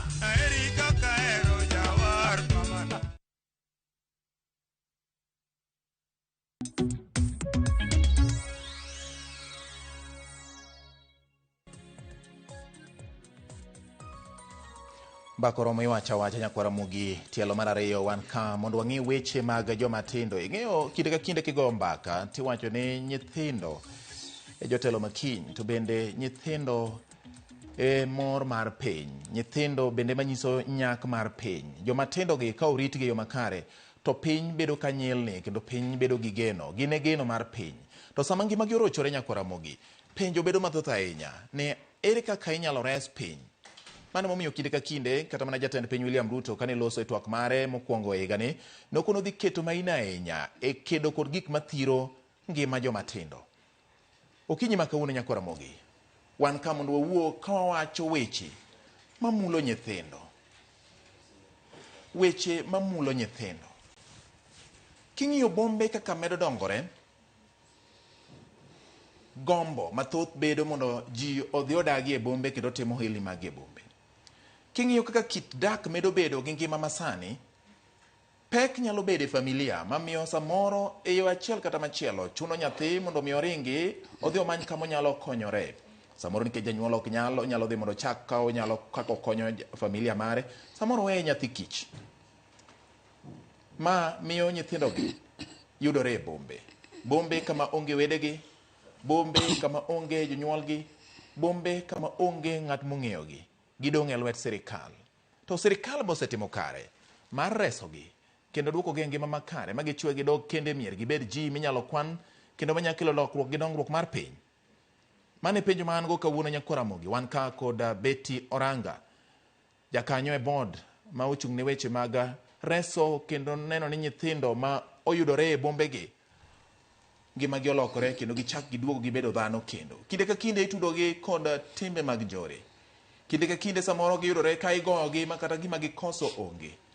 Gin joma samoro ineno ka gin gima ginyalo timo, minyalo wach kuom gin gililo boma kendo gimiyo boma nying marach. Owegi e lwet ng'a?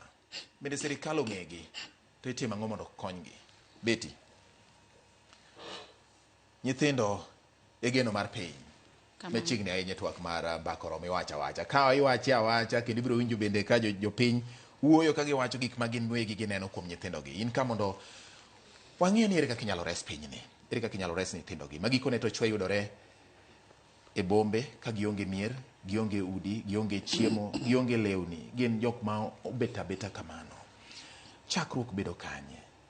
Midhiero ma miyo nyithindogi wuok ma chopre kama gichope e bombe.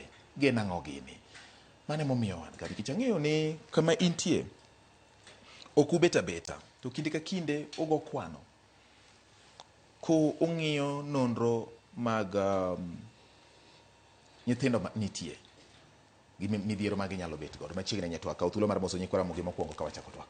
Erokamano ahinya George. Mokwongo aduoko ni erokamano kuom miya thuolo mondo achop kae kawuono mondo awuo gi jodalawa kendo mondo mi alernegi gik ma sirikal timo mondo sirikal hakikisha ni nyithindo manie bombe okony kendo mi arita mowinjore. Erokamano ahinya kuom rwaka e twak. Midhiero machako nyithindo mamiyo nyithindo yudore kama chal kama gin mage. Inyalo kwano mage madito kaka bad migao ma samoro osetimo nonro mofwenyo. Erokamano ahinya George. Kaka ing'eyo ni nitiere weche mang'eny manyalo miyo nyithindo wuok e mier kuonde ma gidake. E piny masani ing'eyo ni families odak mopogore opogore. Nitiere nyathi ma samoro environment modake kata jonyuolne samoro kue onge family modake no. Koro nyathi neno ni kar mondo mi adag kama nitiere koko ta wuog mondo adhi kamoro. Samoro neno ni ok onyal dhi ka watne but koro pache paro nikech en nyathi. Pache paro ni we adhi e town moro mondo abed kanyo mondo atim gima nyalo timo kata ka ting'o ne ji msike kata ka nyalo kwanyo gik moko chupni moko mondo ausi mondo ayud kaka konyora. Mano achiel kuom gik mamiyo nyithindo wuok e mier kendo dhi e bombe. Mar ariyo nitiere nyithindo ma samoro wito jonyuolgi. Ka giwito jonyuolgi samoro yudo ka koro nyathi neno ni bang' jonyuolne bedo maonge, onge ng'ama nyalo kawo thuolo mar ng'iyo ngimane kata mar rite. Koro neno ni nikech koro jonyuolna onge, we koro ambe awuogi mondo adhi e boma, mondo achak manyo ngimana kaka nyalo konyora. Koro weche magolo nyithindo e mier materogi e town gin gik mopogore opogore. Mak mana ni koro sirikal bende temo kar nyalo gini mondo ginene nyithindo gi gigole e bombe gi mondo gimi nyithindo gi kuonde mabeyo ma ginyalo dake ma ngima ginyalo ritore kendo ginyalo dhi skul mondo gimbe gibed jotelo makiny. Kamano. Nyaka gi sani ka e bad migao maru e bombe ma wantiere godo e Kenya ka nyithindo manyalo bet ni madang' ni e bombe ginyalo bedo kwan maromo nade koso ma en data muonge ga achiel kachiel. Erokamano George kuom penjo no. Kanondika e migao mantiere no nayudo kanotim census 2018. Census manotim ne ndalo no nyiso ni nyithindo ne board ma wantiere no reduce nyithindo kanogologi e taonde katerogi e institutions mopogore opogore George. Kama antiere no wan gi institutions ma nitiere all over the country. Institutions gi gikonyo waka gitiyo gi community workers, gitiyo gi chiefs, to gitiyo gi children officers. Gikonyo wa e yore mag rescue nyithindo gi ka gigole bombe, ka gitere institutions go. To wan bende kama wantiere board chande. wa make sure ni wan gi facilitation ma sirikal omiyowa ma wamiyo institutions gi mondo gi make sure ni sama gi rescue nyithindo gi make sure ni nyithindo gi odhi osuptal, nyithindo gi do lewni marwako, nyithindo gi do kuonde ma gininde, to nyithindo gi oyudo kaka gisomo. E seche gi wan kaka board wasenyiewo lowo ne nyithindo go e Mavoko, wanyiewo negi lowo mar 20 hectares. Wadwaro ni mondo wagernegi kamoro ma decent nikech seche moko iyudo ka gimedore gi ng'eny. Wadwaro ni mondo wagernegi kamoro. Sama wawuoye ni fencing mar lobno dhi mbele. Lowo ne wasenyiewo ma wasesikiwa ma wan gi title deed. Koro wambe watemo ni mondo wa make sure ni kata ka institutions ka konyowa to wan bende wadwa ni wabed gi rehabilitation center mar sirikal, ma sirikal ema gero, ma sirikal ema chulo. Koro sani iyudo ka samoro nyithindo gi nitie nyithindo moko ma samoro igologi titerogi institution kata gichak gipondo gichako giwuok. But ok wawegi kata ka gipondo. Wan gi officers ma in charge mar timo tijno chako manyogi. But kata ka wasekawogi ma waterogi e institution kanyo, watimo spot checking, watimo follow up, county chapters, waluwo nyithindo gi wang'eyo. George Samuel Weni wan gi nyithindo mantiere under 1 ma osomo gi pesa mar sirikal ka wane mwachiwo ne institutions, moko ntiere universities. Moko ntiere colleges. Mano gole e bombe. Mano resi. Mano gol.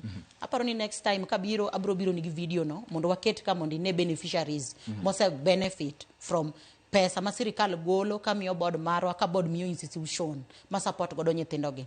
Sani nche watimo census last year. Census nche watimo mondo wang'e ni tok 2018 nyithindo manie bombe gi gimedore koso gidok chien. Kopo ni gimedore to wachak wadok piny wang'iyo ni ang'o momiyo gimedore. Nuru ne gimedore koso gidok chien. Census report work next month. Okay. Report ka work next month en report ma ibro keta yanga mondo jopiny one. Koro kanye mwarito ni ka data ni osewuok to dwa ng'eyo kaka board ni nyithindo gi omedore koso nyithindo gi odok chien. Ka nyithindo gi omedore George to wang'iyo ni ang'o momiyo nyithindo gi omedore. To ka nyithindo gi odok chien to watimo kenda gi gologi mondo wabed gi country maonge gi street families. Mondo wabed gi country maler nikech kaka ne wacho ni jomoko neno gin nyithindo ma ochido, but wan ok wanen gi kamano. Waneno gin nyithindo ma samoro koso mana joma rito gi, joma miyo gi muongozo maber. Mane momiyo sirikal oketo wakacha mondo wa make sure ni wang'iyo nyithindo ka. Wan kacha to wan kaka jonyuol nyithindo ka. Watiyo kanyakla gi joma moko kwa konyore neno ni nyithindo ka wagolo kaka sani koth chwe. Ok nyal bedo maber ne janyuol kata kaka an ka nyathi ni street kacha. Sani nitiere ongoing exercise madhi mbele. Nyithindo bedo rescue kamora mora. Kochakore gi Mombasa, wadil nyaka gi nyithindo ma tiyo gi drugs. Kaka kidhi Mombasa do ka nyithindo tiyo gi drugs, yudo moko ma mera. Watemo ni mondo wagol nyithindo go eko. Rehabilitation ka wagolo gi motero gi institution, rehabilitation margi en free. En free nikech sirikal osemiyowa pesa mondo wasupport godo institution. Tiji institution en ni mondo rescue kijana cha kata nyathi cha e street kacha, otere institution, o register, omiwa report ni ya county makama ni wa rescue nyithindo matiyo gi drugs maromo kama. Koro one tijwa ni wa facilitate the institution. Mondo institution oter nyathini e rehabilitation. Mano itimone for free. Ma family ne ok timre nade? Ok chul. To kosebedo ni koro en maber, koro kuitimone counseling, onyalo wacho nwa kende ko winjo maber ni ananeno na dog e school kata neno na team college moro. Wan gi nyithindo mang'eny ma samoro no kodok e school but gitimo gik mang'eny mag skills. Koro gik mang'eny mag skills gi wan mo support gi. Wa support gi pesa sirikal. Sirikal golo pesa miyowa. Wan nikech ok wanyal support gi individually. Wa support gi through institution. Kamano. Okay. Nti wach moro ma iwacho kaendi Betty. Ni nyithindo moko samoro reso to chak dok pondo madogi tok wegi. Ang'o ma hie miyo nyathi manoresi ka nindo oko e koth nyalo chako wuok kama samoro miye kama nyalo ninde modog. Be magi gin gik muselum ma chiegni ahinya mung'eyo ni kata mana e institutions kuonde mitero gi for rehabilitation bende gin gi environment maber ma ok nyal miyo par chien. Koso nikech koro tek ni nitiere udi moko kanyo ma ji ochokore uparo ni koro kanyo gik moko dhi maber ahinya. Ang'o be usetimo mai nonro matut ahinya Betty? Erokamano George, nonro ne watimo last year. Kane watimo en wayudo ni ing'eni ng'ato kose ng'iyo gi bete street ka eri nitiere gi free things mang'eny. idoka obedo kanyo to kikal to ng'isi ni saidia isekawo 50 moro imiye isemiyo 100 isekawo 100 moro imiye koro idoka life yot nikech kodwaro gimoro kata 50 moro to miye kodwaro kane do supermarket ka ng'ato wuok to semiye mkati semiye soda koro neno ka life no yot but ing'eni seche ma koro wakayo watere institution kacha institution koro nyaka obed gi chik koro chalo ng'ama odak e dala gi odak gi parents gi of course ok obido pesa matindo tindo moko misiki miye ka kacha cha en strict nia onyalo dhi school onyalo dhi e college onyalo dhi e kanisa kodwa tugo institutions wago nigi everything nyaka kuonde tugo maginyalo tugo koro yudo ka freedom moro mane en godo oko mar kwecho cha koro onge koro neno ka kendo diyore to noseng'iyo gi ngima cha koro oneno ni afadhali achaka ponda achaka timra nade achaka dogi institutions go wa follow watimo negi spot checking watimo negi county checkups every time George kata sani aparo ni ana wuon asewuotho e counties mopogore opogore katimo spot check ne institutions go kendo institutions go wamiyo gi pesa to kendo watimo negi auditing gimiyo wa report ne wami 2 million 2 million nitiyo go nango nyako miwa report ni wan gi nyithindo manie college ni wachulo negi pesa makama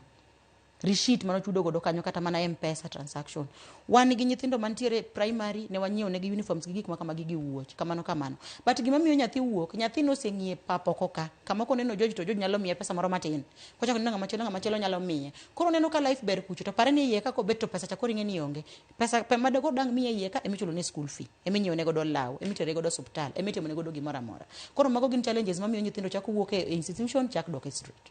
Okay, aroni wawinjane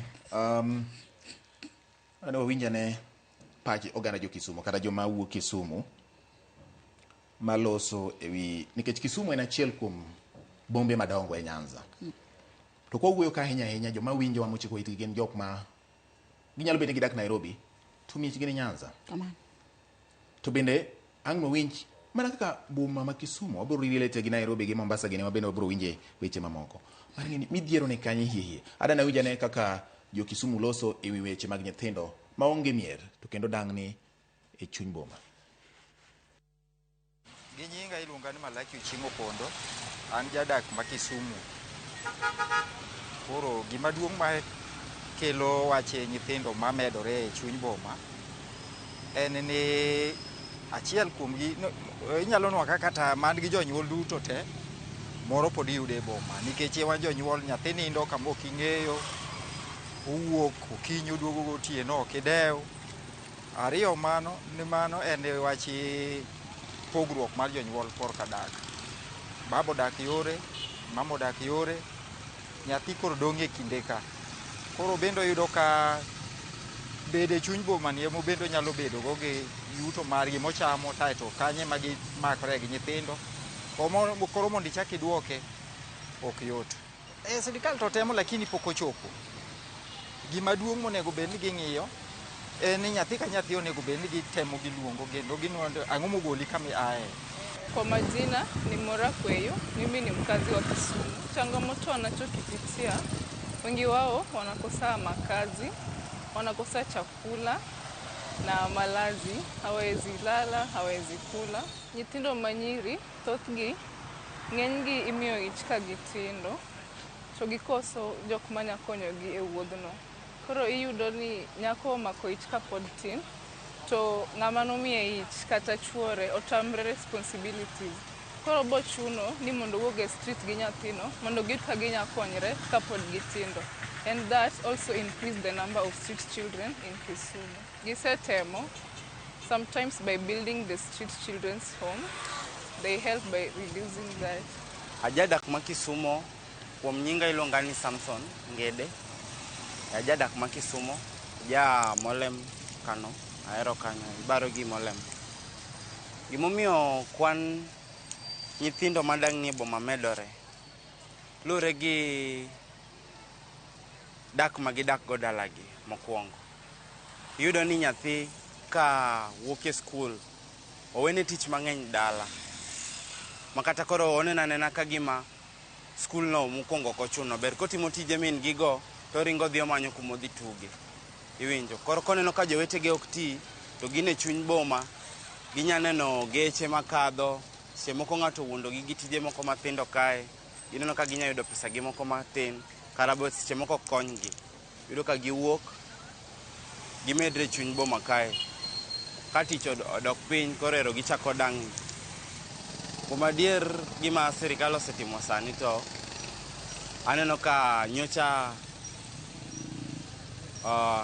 wuon ker nowacho ni osegolo ji mondo oter nyithindo skul kata kaonge uniform. Koro how comes nyathi nyadhi skul kaonge uniform to seche moko onge nyaka school fees no. Koro indo ni mondo dhi otim ang'o e skul. Koro en mana ni gikaw jukumu gi mondo gikony nyithindogi. Kwa majina mimi naitwa Vincent Wando Kwako na kiwa kama mkaaji wa Kisumu kwa muda wa miaka 15 sasa. Nataka nizungumzie hili swala la watoto ambao wanarandaranda, yani chokora. Inazidi kuendelea kuwa kwa kasi sana, kwa wingi. Na masuala mojawapo ya masuala ambayo yanachangia mambo haya kuendelea, hao vijana kuendelea kuteseka na ama kuhangaika ama kuongezeka katika taifa letu la Kenya ama katika jiji letu la Kisumu ni kwamba kuna ugumu katika uchumi, na pia vile vile kuna yale masuala ya kuachana ama kuvunjika kwa ndoa. Unapata ya kwamba wakati ambapo wazazi wawili wanaweza kupata mtoto, wanaacha watoto wanateseka, kisha baada ya hapo mtoto anaona hakuna la ziada, yeye anaingia kuwa chokora, anaanza kurandaranda. Alafu pia vile vile kuna swala lingine inachangia pia ni mimba za mapema ama mimba ambazo hazijapangiwa kwa njia iliyo safi, mimba ambazo hazina utaratibu. Binadamu pia ambao wanaishi hapa town wanawatumia kwa kutekeleza vitendo vya uhalifu. Kuna watu wazima ambao pia vile wanawatumia kutekeleza vitendo vya uhalifu, maana wanawajua ni kama hao ni kama daraja. Jambo lingine pia, changamoto nyingine ambayo inawafuatilia hawa vijana ni swala la unyanyapaa. Wengine wanatumiwa vibaya, kuna wale pia wengine wa mama wanawanyanyasa kimapenzi na hali nyingine ya kawaida. Kuna mambo kama hayo, mambo mengi tu ambayo inazidi kuwasibu hawa vijana wetu, na ni jambo ambalo serikali ikiangazia kwa kina inaweza kuwaokoa. Nyakoromogi mago gin jodak ma Kisumu kaloso. Betty winjo gik ma jo Kisumu magi jok ma kopogore kod samoro bedi office, samoro isedhi e ground mineno to magi gin joma romo gi jogo pile ka pile kech kuondgi ma gitiye. Kapok wadhi e yweyo, nikech wadhi e yweyo dakika 3 mabiro. E dakika 3 gi achak gi chien ka chandruok ma nyithindo gi yudo kuonde ma giwuokie. Joluo nowacho ni geng'o ber maloyo thiedho. Kaka bad migao be oluwo chako wuoyo gi jonyuol e kor gwenge kapok ochopo kama koro nyathi piny tamo e ot kata e dala moringo dhi e boma. Be useng'iyo ni gini koro kunjo bed ni wang'iyo mana rescue gi rehabilitation, nikech mato koro gima koro osewuok e lwedo mar mier ka bed nitiere kaka ochako gi mier seche ma nyithindo tindo, sama jonyuol nitie, puonjruok mag jonyuol e kito mag dak manyalo miyo samoro nyathi nere ka gima ojwang'e kata we lwet nono kata ochalo ok chandore. Kopogore gi nyathi matama manyalo bedo tama janyuol kata janyuol okete maber moringo dhi kama chielo. Erokamano George. Ingeni seche moko sama chandruok ochakore ngima nyathi ka en e dala, samoro ok bed mayot ne wan mondo wang'i, nikech samoro nyathi ok pim chandruok ma en godo no, kata samoro janyuol bende en ng'at ma wuondore, maka samoro en gi nyathi to ng'ama ber to ka en oko. Koro samoro iyudo ka bedo matek ne wan mondo mi wang'i. But ka en nyathi ma oseng'eyo ma samoro osechako bedo gi paro, iyudo ka nyathi nyalo dhi to goyo report. Nyathi nyalo tero report ne chief. Chief nyalo tero report no ne children officer. Once ne report no children officer ma kanyo ni godo, report no onego beni choponwa immediately. Koro iyudo ka samoro ok bed mayot ahinya ne wan mondo ing'eni tek ng'eyo kaka ji odak e mier, tek ng'eyo ngima ji, unless ni ng'ama ya kanyo wacho nu kata ng'ato ma jirani o report nu ni gima kama kama timore ne nyathi ma kama kama. Koro ing'eni ko wacho no kamano to yot mondo children officer marwa odhi mondo tim follow up kaachiel gi jotich sirikal mondo ng'e mo involve nyaka security team mondo ng'e ang'o matimore ne nyathino kapok nyathi owuok. But ka onge ng'ama wacho kata ka nyathi ok owacho, iyudo ka samoro koro wan bende ok wanyal ng'eyo. Wang'eyo mana ka koro nyathi osekethore ma nyathi odhi kucho. Ka ng'ato wacho kapok otimore to wamanyo kaka wawuoyo gi jonyuol, to waketo gi kar, to wawuoyo gi nyathi. To ka janyuol neno ka ok en comfortable dago gi nyathi, to wakawo nyathi ka janyuol moyienwa, wakawo nyathi to watero e institution kama onyalo dak gi kwe. Koro nyathi nyalo ga mana dhi limbe mana ka nyathi gi janyuol giwinjore. Ka janyuol oyienwa ni an to adak gi nyathi nani, to samoro gima kelo koko momiyo kadwar nyathi en chandruok man godo. Koro wanyise ni ka ok inyalo ni adak gi nyathi kata nyathi ok nyal dhi skul, yienwa kaka jo sirikal mondo wakaw nyathi. Be be unyalo support janyuolni kapod en gi nyathi kapok uwacho ni yieno mondo wakawe mondo wabed kode koni? Mano wanyalo timo mana ka waneno ka janyuol no ni situation moro marach kabisa. George, samoro en ng'ama kata nigi ng'ol, yani en ng'ama ok nyal kabisa. But nyako en role institution, nikech ok wanyal support individually. Kaka wan sani ka en nyako matin ma below 18 to mako ich, wan gi institution mantiere theka ka miluongo ni Kustawi. Kustawi kawo nyathi gi min gi. Okawo nyathi gi min gi, ing'iyo ne nyathi, at the same time nyako cha timo skills. Onyalo suko, onyalo twengo, onyalo timo gige beauty. Wan gi institutions ma deal gi mago, wan gi institution makawo ji mopogore. Wan nyaka gi makawo joma dongo. Kaka wan gi moro bende makawo joma osebedo madongo man nyaka 30 years. Wiye nolokore, samoro en kende, ng'ama konye onge. Wan wakawo joma chalo kamano, but wakawo mana ka family mar ng'ano yie. Kata kopo ni waido ka ng'ano ni kamoro kende ma onge ng'ama luonge, ng'ama ng'iyo ngimane. Watimo mano. But ok wanyal support nyathi kodak gi min gi individually kama inwa support min gi direct. Mano ok wanyal timo kamano. Okay.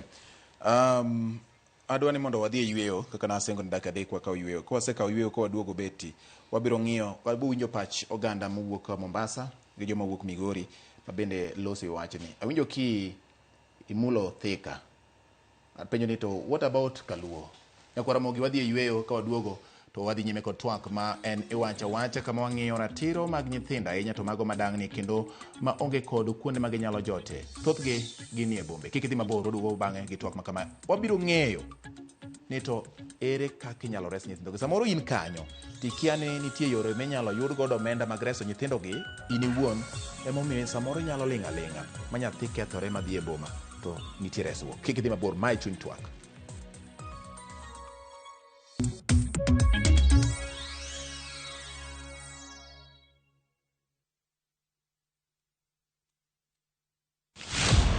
E chuny weche duto, rawere nigi duola, paro kaachiel kod chia. Wajo Kenya wate but wan gi cultural background gi kuma wae gi homes wa. Ma e thor wach tich abich ka tich abich. Wayawo pap ne rawere mar winjo duondgi, mar winjo pachgi, gigo magido chunygi to kod lek magin godo. So vijana wuon gine ma oningo gichak gimobilize themselves, gisupport each other, one another, mondo koro giyud kaka koro gin one negotiate mbele kacha. E weche mag somo, ngimagi, tije, to kata mago mag ringre. Gichomo kanye. Sani koro nyaka jogo lok pachgi mondo ging'e ni wadwa tiyo ne jopiny. Kochakore saa 4 okinyi nyaka saa 7. An Joyce Oduor, ane jamadar mar yie jomatindo. Kik bai.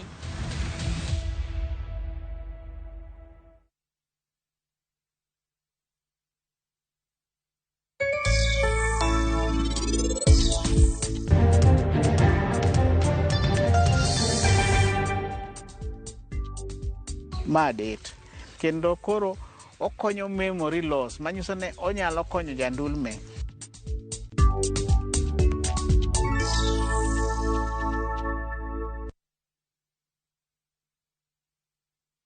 Allahumma innaka afun tuhibbul afwa fa'fu anni. Ewe Mola, wewe ndiye mwingi wa kusamehe na unapenda kusamehe. Naomba msamaha wako. Dial *860*286# to get Dua ya Ramadhan as your skiza tune.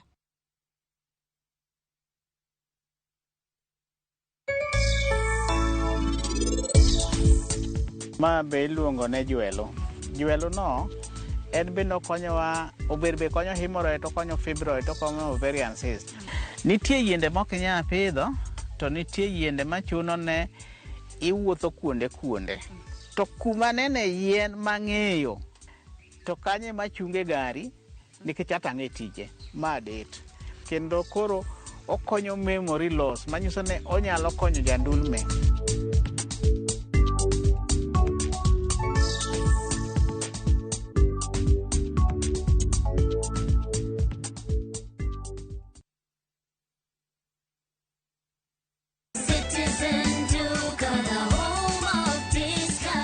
Citizen Duka inawatakia Ramadhan Mubarak. Tumia muda mchache sokoni na muda mwingi kwa mambo yenye umuhimu zaidi. Bidhaa muhimu na halisi tena za kuaminika kwa bei nafuu, zikiletwa hadi mlangoni mwako. Fanya oda sasa kupitia Citizen Duka app ama kwenye tovuti ya citizenduka.com au tuma agizo lako kwa WhatsApp kupitia nambari 0710 487 487. Citizen Duka, the home of discount.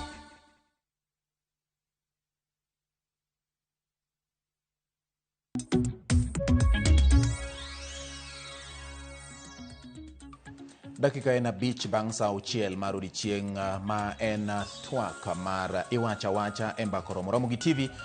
Tich adek nyaka Ramogi wakelo ni jogo mani kod duoko kaluwore kod gigo mamulo ngimani manigi ma chando pachi kendo mami bedo kod penjo nikech juma mokalo ne an ka kod migawo mochung' ne weche mag teko kata sitima KPLC ne giduoko penjo kotende kod mano. Juma mokalo machielo cha ne wan kod jokanyo mawuok e bad migawo ma kedo kod yedhe mamero ji nyaka Ramogi bende gin bende ne giduoko penjo machal kod mago. Kawuono ne wan kod jakanyo e board mar bad migawo mochung' ne weche mag nyithindo e pacho ka kendo wang'iyo gima mag nyithindo ahinya to mago ma dang'ni e bombe gima kelo ma to resruok margi nyalo wuok kanyo. Uwinjo kaka jo Kisumu loso. Sama owuoyo kane wapenjore, weche mowuok kanyo gin weche mag iye mimako moyiw. Kasto joma nyasani wacho ni uyo jamaa ameruka mimba. Yani uchikore owere gin koro otamore ni mano en ok ochiwo ijno. Koro nyathi manyako dong' ka endi gi ich onyuolo nyathi ma okia kama odwa chako godo gi kama ai samoro familia mo ai bende odhier. Kopogore kod mano bende weche mag yuto mag anyuola bende samoro nyalo miyo gigi chakore gi kanyo. Koluwore gi joma wuok Kisumu, in wuon beti kaka joma betie board nyithindo ma samoro yudo iye moyudi, iwacho ni nitiere kuonde minyalo kawgi gi nyithindgi, ichiwo ranyisi gi Thika. Apenjo ni what about Nyanza? Duoko mari en mane? Erokamano ahinya George kuom penjo mipenjo no. Awacho ni Thika nikech institution gi gitiyo kaluwore gi gima timore kama gintiere. For example, Mombasa, cases mang'eny magin go en mar drugs. Nikech kone mar drugs ng'eny. Koro ibro yudo ka institutions mang'eny focus e weche mag drug. Yudo ka ginok gi focus e weche mag iye mohiwgi. Thika nigodo nikech Nairobi City, Nairobi duong' and Thika chiegni. Kanya paro ni man institution oyude lo moromo. But board marwa koyudo nyathi ma omako ich ma less than 18 years, wakawo nyathi gi min-gi. Wakawo nyathi gi min-gi, wa rescue nyathino owuok kata ka onodak e environment marach kata ka onodak e street. Koro gen nyithindo ariyo nikech dong' pod onge ID. Wakawe watere institution. Institution wano iluongo ni Kustawi. Kustawi no ema deal gi weche mag nyithindo manyiri momako iye machon mag ohiu. Kanyo wan gi jopuonj mapuonjo nyithindo manyiri gi weche mag skills. Nikech sama ng'ato osenyuolo nyathine, samoro ido ka koro pache neno ni mondo soma gimoro mar skill monyalo timo mondo ochul godo mondo okony godo nyathi. Wan kanyo wan gi jopuonj mapuonjo nyithindo gi weche mag suko, weche mag beauty, weche mag tweng'o, gik mopogore opogore. Gima onyalo somo piyo mondo oyud godo yuto mare. Mondo koro mo higa 18 to koro nyalo amua mondo timre nade mondo koro ng'i nyathine kien. Nikech koro bro neno se kawaidi, koro sirikal ogonyo thuolo. Koro nyalo dago ngimane kaka ene modwaro. But ok odwar norom higa 18 kapod onge gi yuto mare, bro miyo kendo odok e street gi nyathicha. Mane momiyo wan gi institution ma 3/4 mare deal gi nyithindo manyiri omako iye mapod tin. Kamano. Beti, sama nyathi yudo tiegruok mar tich lwedo, miluongo ni skill, umiye gimo dhi chako godo yuto mare koso eni usitieko tiegruok iseromo higni 18 in koro haya wayaw ni monde dhi isebedo koro pinyo dhi opuonji mbele? Ok watim kamano. Seche ma wachiwo pesa wachiwo ga ne institution gi. Institutions gi miyowa ga report. Ginyiso wania kaka koro sani wan gi ji 10 magin already nyicha settle gi magikawo ID, gin gi nyithindo gisesomo tich makama. Wa advise as board ni kaluwore gi pesa manwa micha, wadwaro ni mondo inyiew ne nyathini dryer moro gi gima kama capital mare mondo chak godo ohande moro matin manyalo konyo godo nyathi. To wambe kaka wa board wakawo ga patik ma watim follow up. Nyaka wangi institution ni okaw mana joma ni Nairobi kende. Kata nyathi omako ich Siaya, kata omako mana ich Mombasa, kata omako mana ich Migori. So long as no sebedo registered under institution no, osebedo registered kodwa obira bira kustawi koda kadaka kustawi ka okwangi ni nyathi nyaka bed ni yama na within ka kamora mora e Kenya institution marwa mar kustawi no kawo nyithindo manyiri momako iye mohiu kamano. All right. Aneno ka Wilberforce Otieno wacho ni mosna Betty Oranga mosiepna. Penjo mara eni bende en gima kare mondo ng'ato mi street child tips kaka 150 go bende en gima chik opuodho ni inyalo mi ng'ato koso winjo bende nitiere chik makumo ganda bende mondo kik chiw gik machalo kamagi manyalo miyo nyathi neno ka ngima yot e street. Mar ariyo wacho ni winjo mana kokwano bombe bende gitimo reso nyithindo nyaka e rural areas apani mago in penjo minyalo duoko kasto wawinje mamoko bende mawuok kuom nyongo. Erokamano ahinya. Penjo ma Wilberforce openjo no ber kabisa. Joji ng'eni jonyuol mopogore nitie jok moko maneno ni kaneno nyathi machandore bath ndara ka miye koka chunya riedhe kaneno ni akonye. Koro kata sirikal tamre mana ma sirikal wacho ni kik umigi adiro kiwuoth gi ji wan kodi ka sani. Koro kata kane nyathi moro ni ndara kucho to ng'ato amua ni ogol gimoro miye ing'eni mano gimo okwanyal control but mano miyo gibedo comfortable miyo gidwa wuok e street nikech iyudo ka at the end of the day ochoko kata siling 100 en comfortable onyalo nyiewo gima dwaro timrade to dak. Koro mano sirikal ok dwa but koro gimo nyalo timo onge nikech ok inyal monitor individual kaka giwuotho gik ma gichiwo. Jomoko bende believe ni chiwo no kore ko yudo gweth bak chiwo krach but koro kichiwe pile ni nyathi manie street cha imiyo bedo comfortable. Koro samoro bedo tich matek ne wan nikech ok wanyal control gima ng'ato ni chuny ng'ato ma ng'ato dwa chiwo. Kamano. Okay. Penjo mar ariyo penjo ni to bende target rural areas koso mana bombe kende.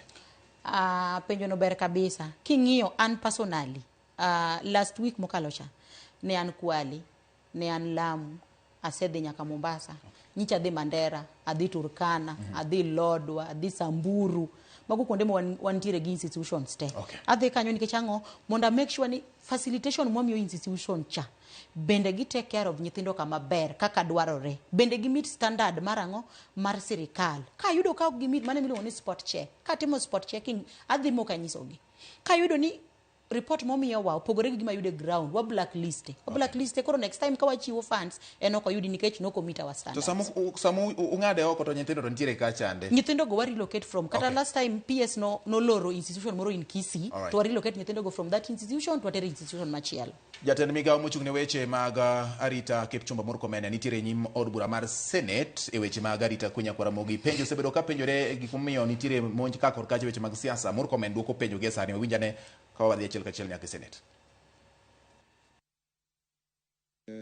Administration, Mr. Speaker, where our friends now are considered by, people on the other side of political divide to be very clean. I see sometimes, which is a paradox, Madam Speaker, that sometimes you find today complainers about police brutality are actually dining together with the people. They still not have answered questions on police brutality in the last administration. But be that as it may, because that is really has become the level of hypocrisy in our country. As soon as someone joins certain political wing, they are no longer being held into account. And so to avoid such situations, I decided on July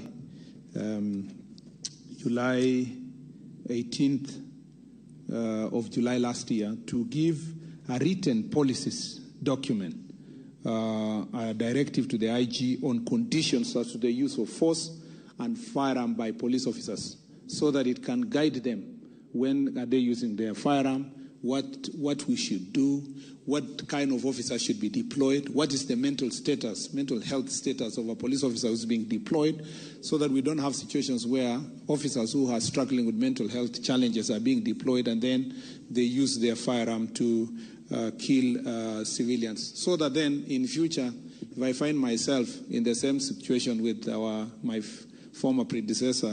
predecessor, who I see now is busy campaigning, and I'm asked a question, at least I have a basis of Madam Speaker saying, showing Kenyans what I have done to guide on the process of police brutality.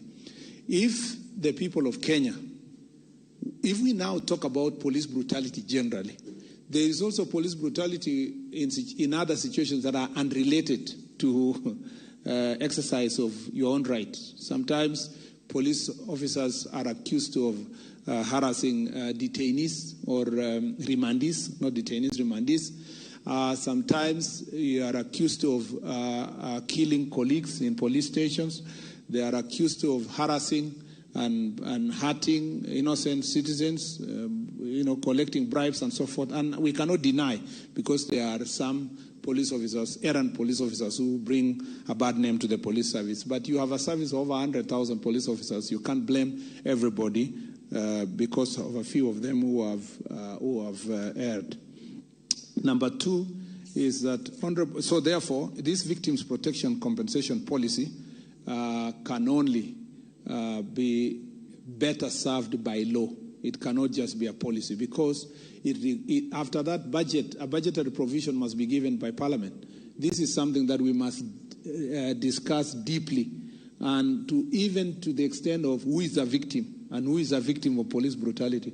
When is a police officer considered to be committing an offense in the course of duty, to the extent that he is not personally liable, the state should be able to compensate anyone. So I encourage somebody that asked whether we think we should we should come up with a legislative proposal.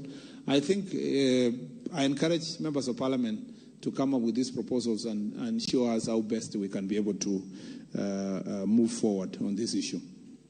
Honorable Nyuntu, on the reduction of police, I think I have answered generally to say that we are working very hard. One of the ways that we will reduce the impact of police interventions in public gatherings and public meetings is, Madam Speaker, to make sure that our police officers are properly trained.